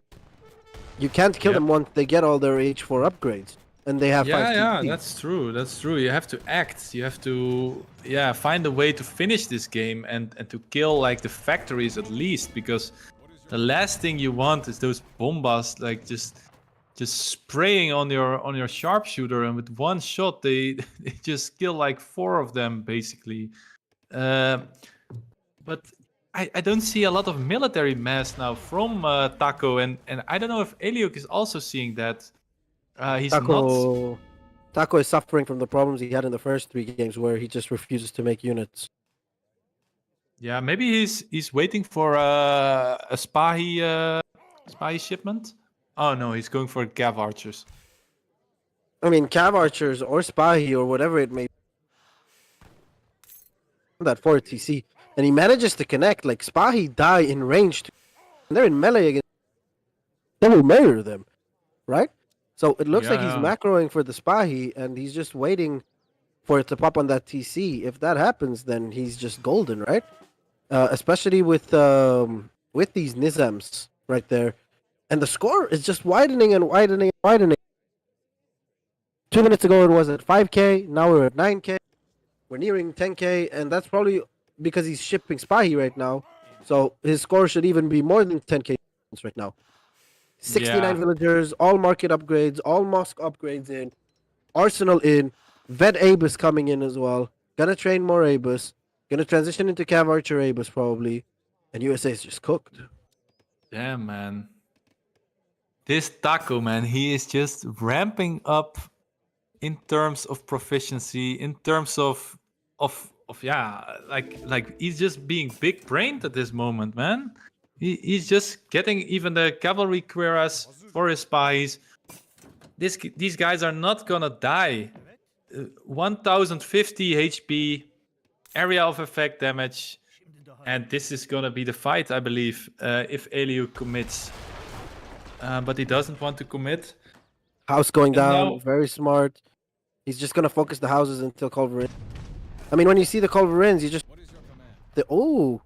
that bombard survived because he has a taken upgrade for artillery.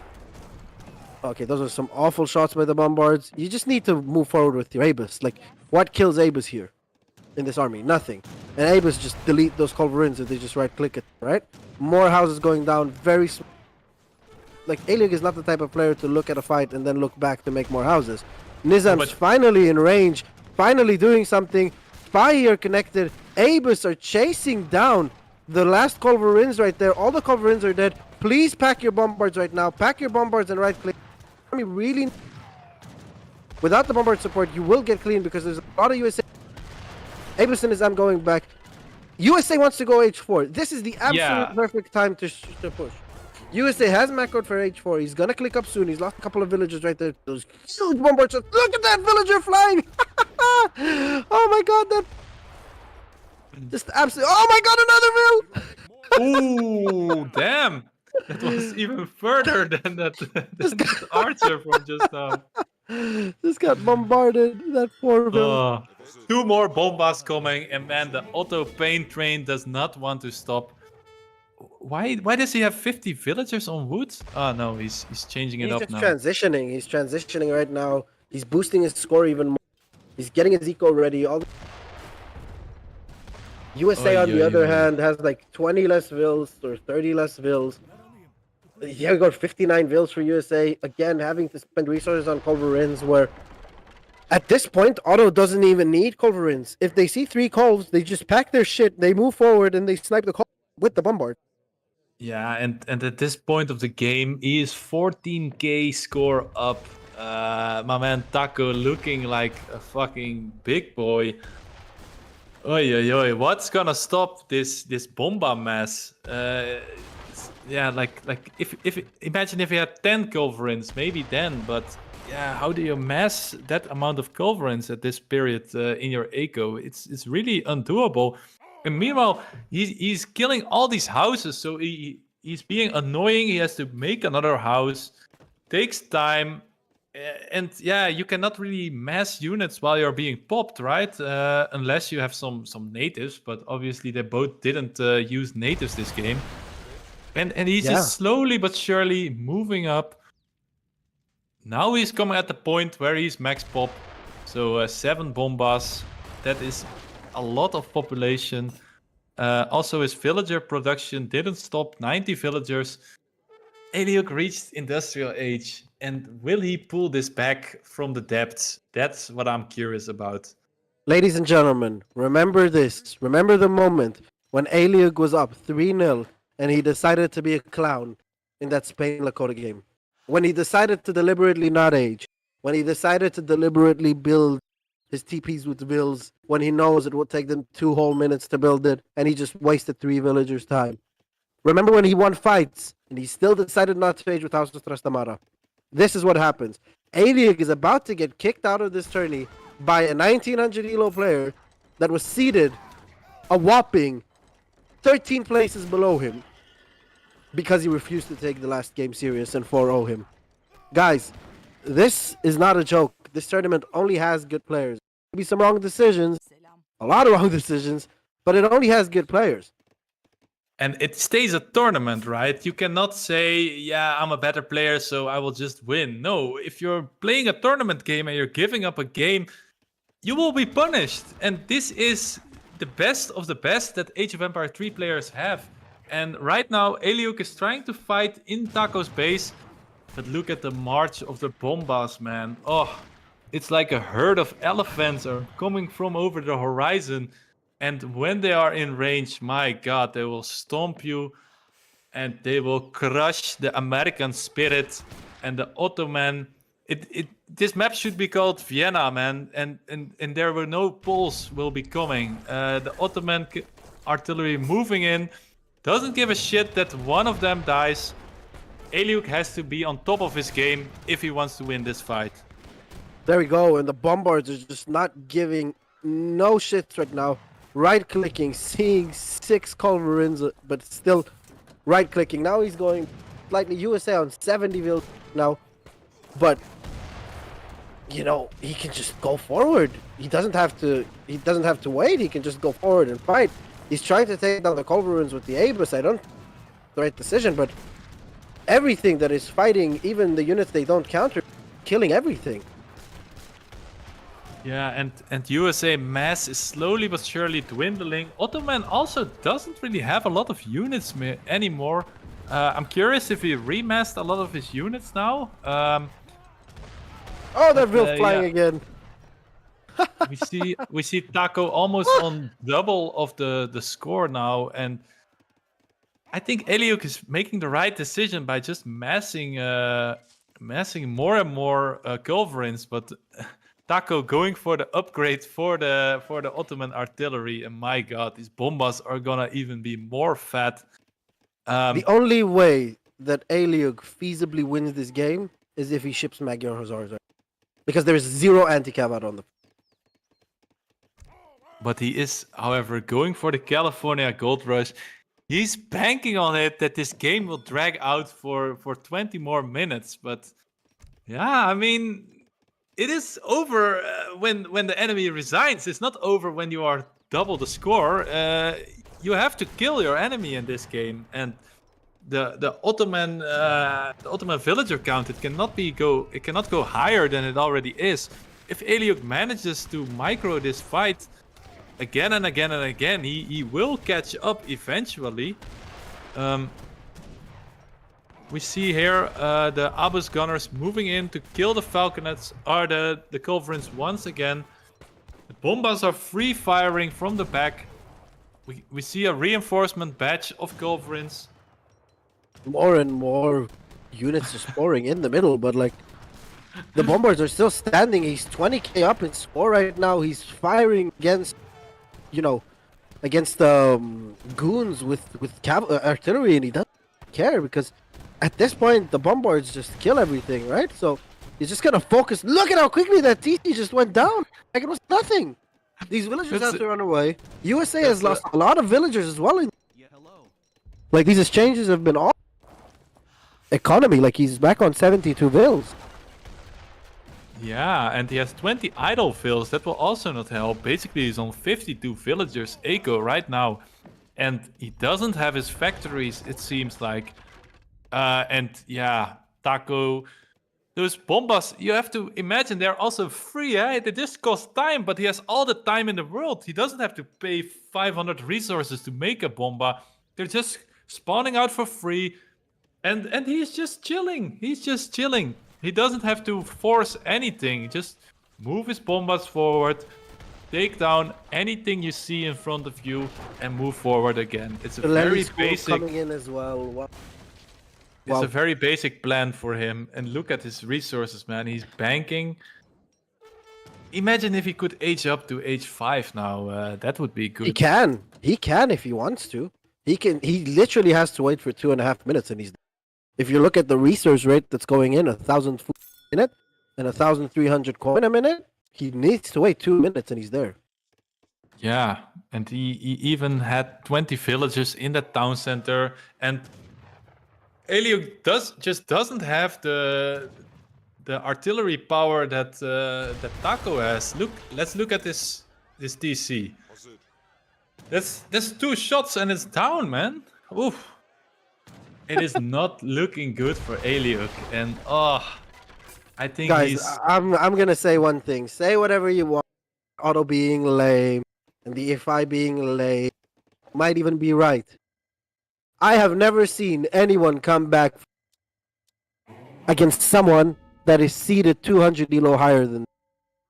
Aileyugg was the overwhelming favorite before this started. He was up 3-0. And Taco has come back from the brink.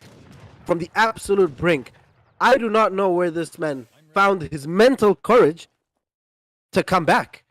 I am so impressed by Taco's performance today.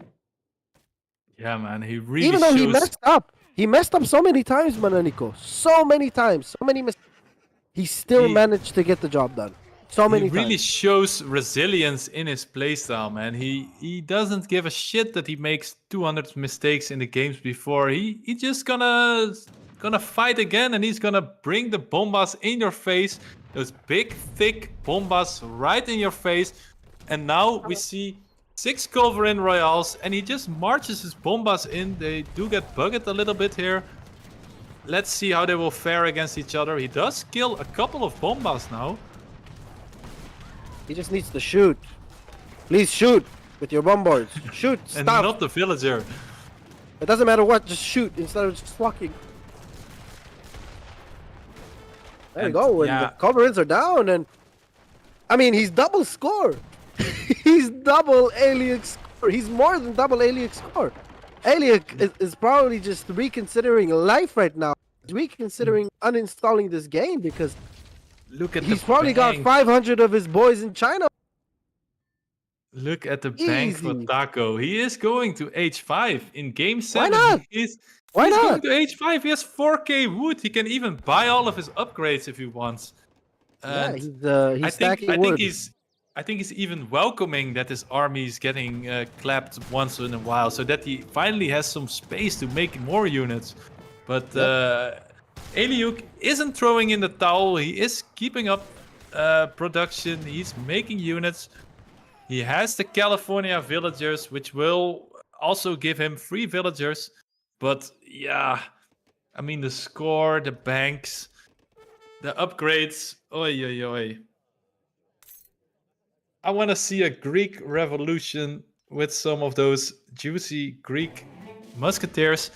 Maybe he should make some of those boyards, man. They are pretty good cavalry units. I think he should just transition his eco and age. That's it.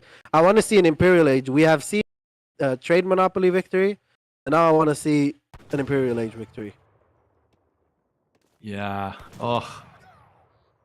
H5 in the game 7. That would be beautiful. And Aileyugg just running into a corner. And that's quite literally what's happening this series, man. From such a promising start to having to resort to run your villagers into the cliff.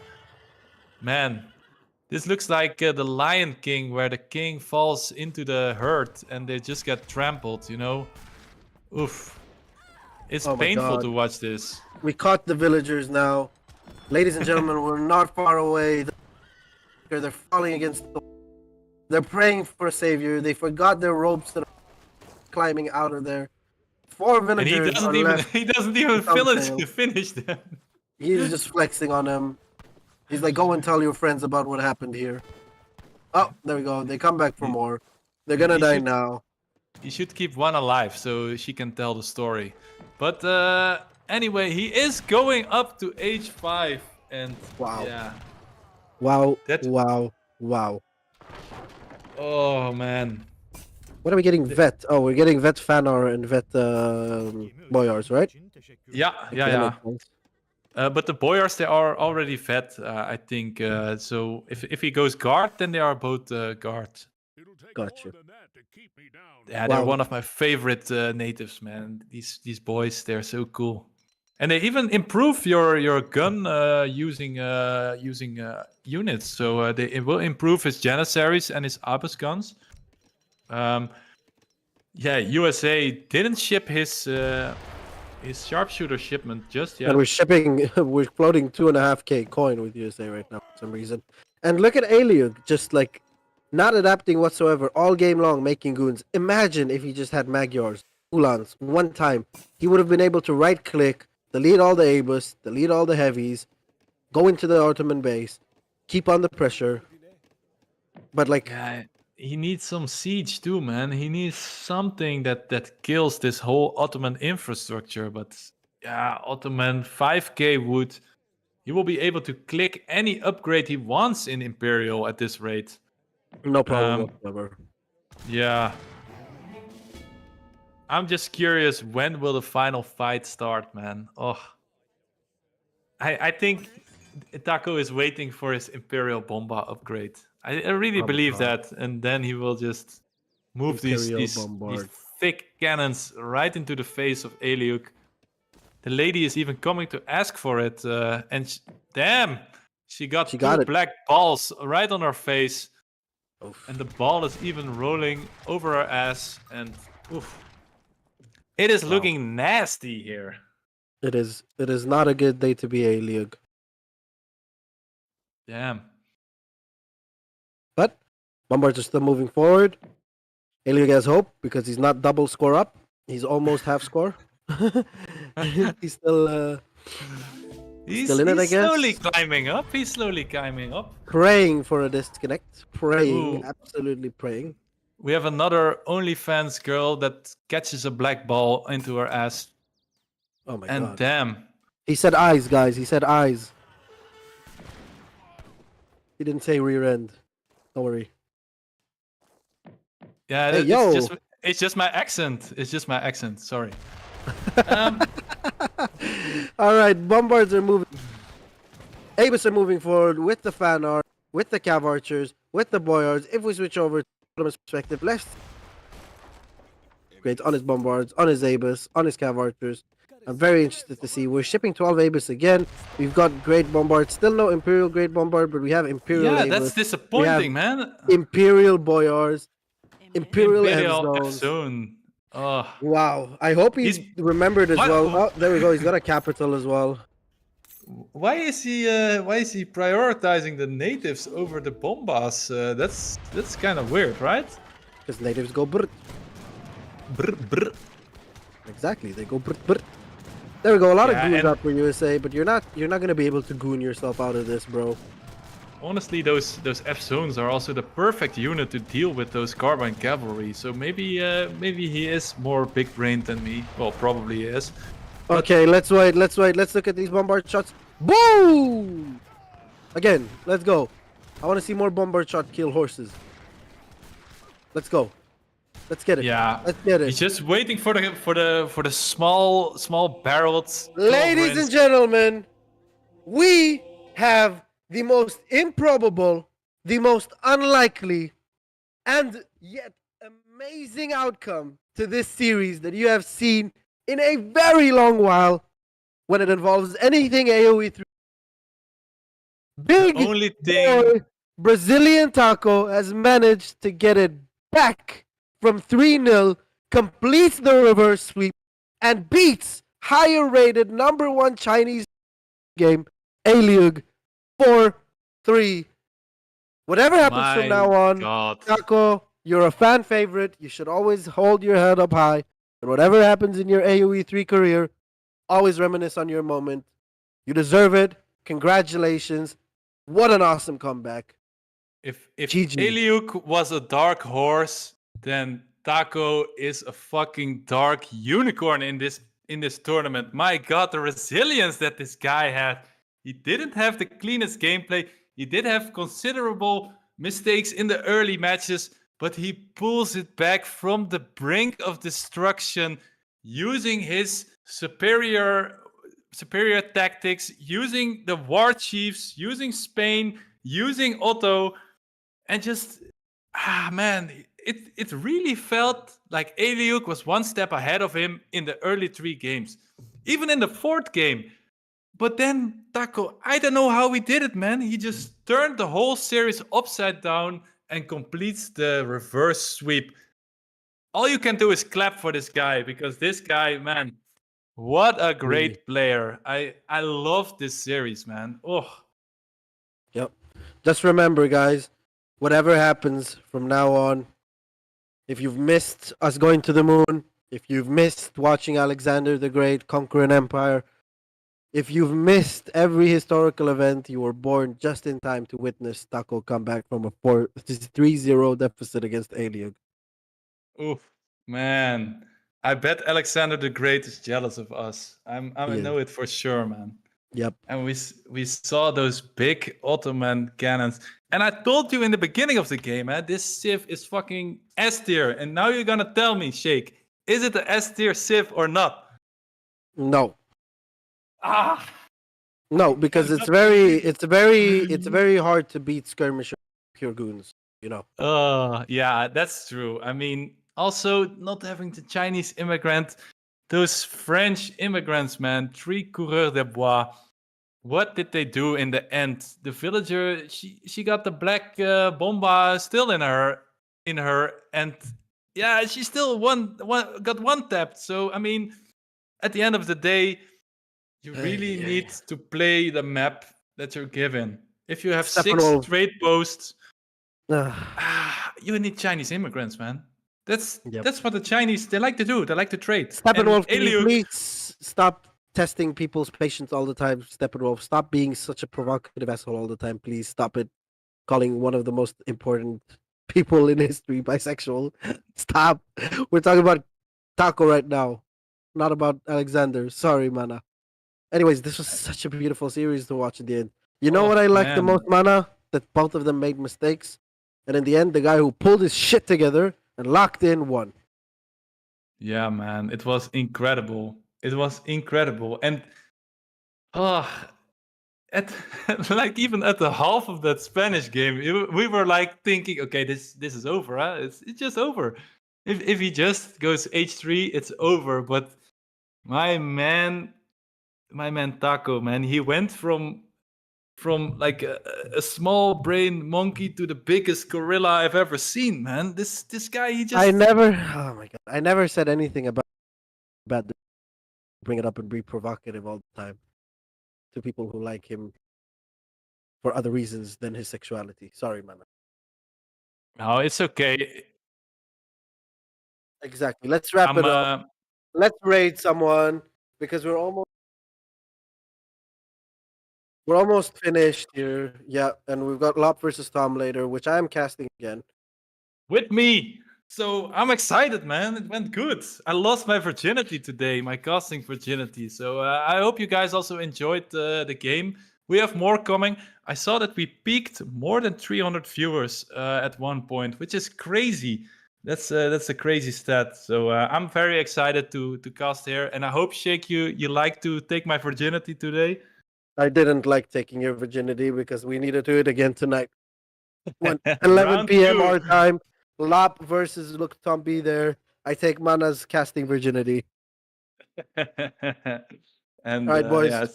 See you guys later, man. Thanks you for the cast. It was a very enjoyable one. See you in the evening, boys. Bye-bye.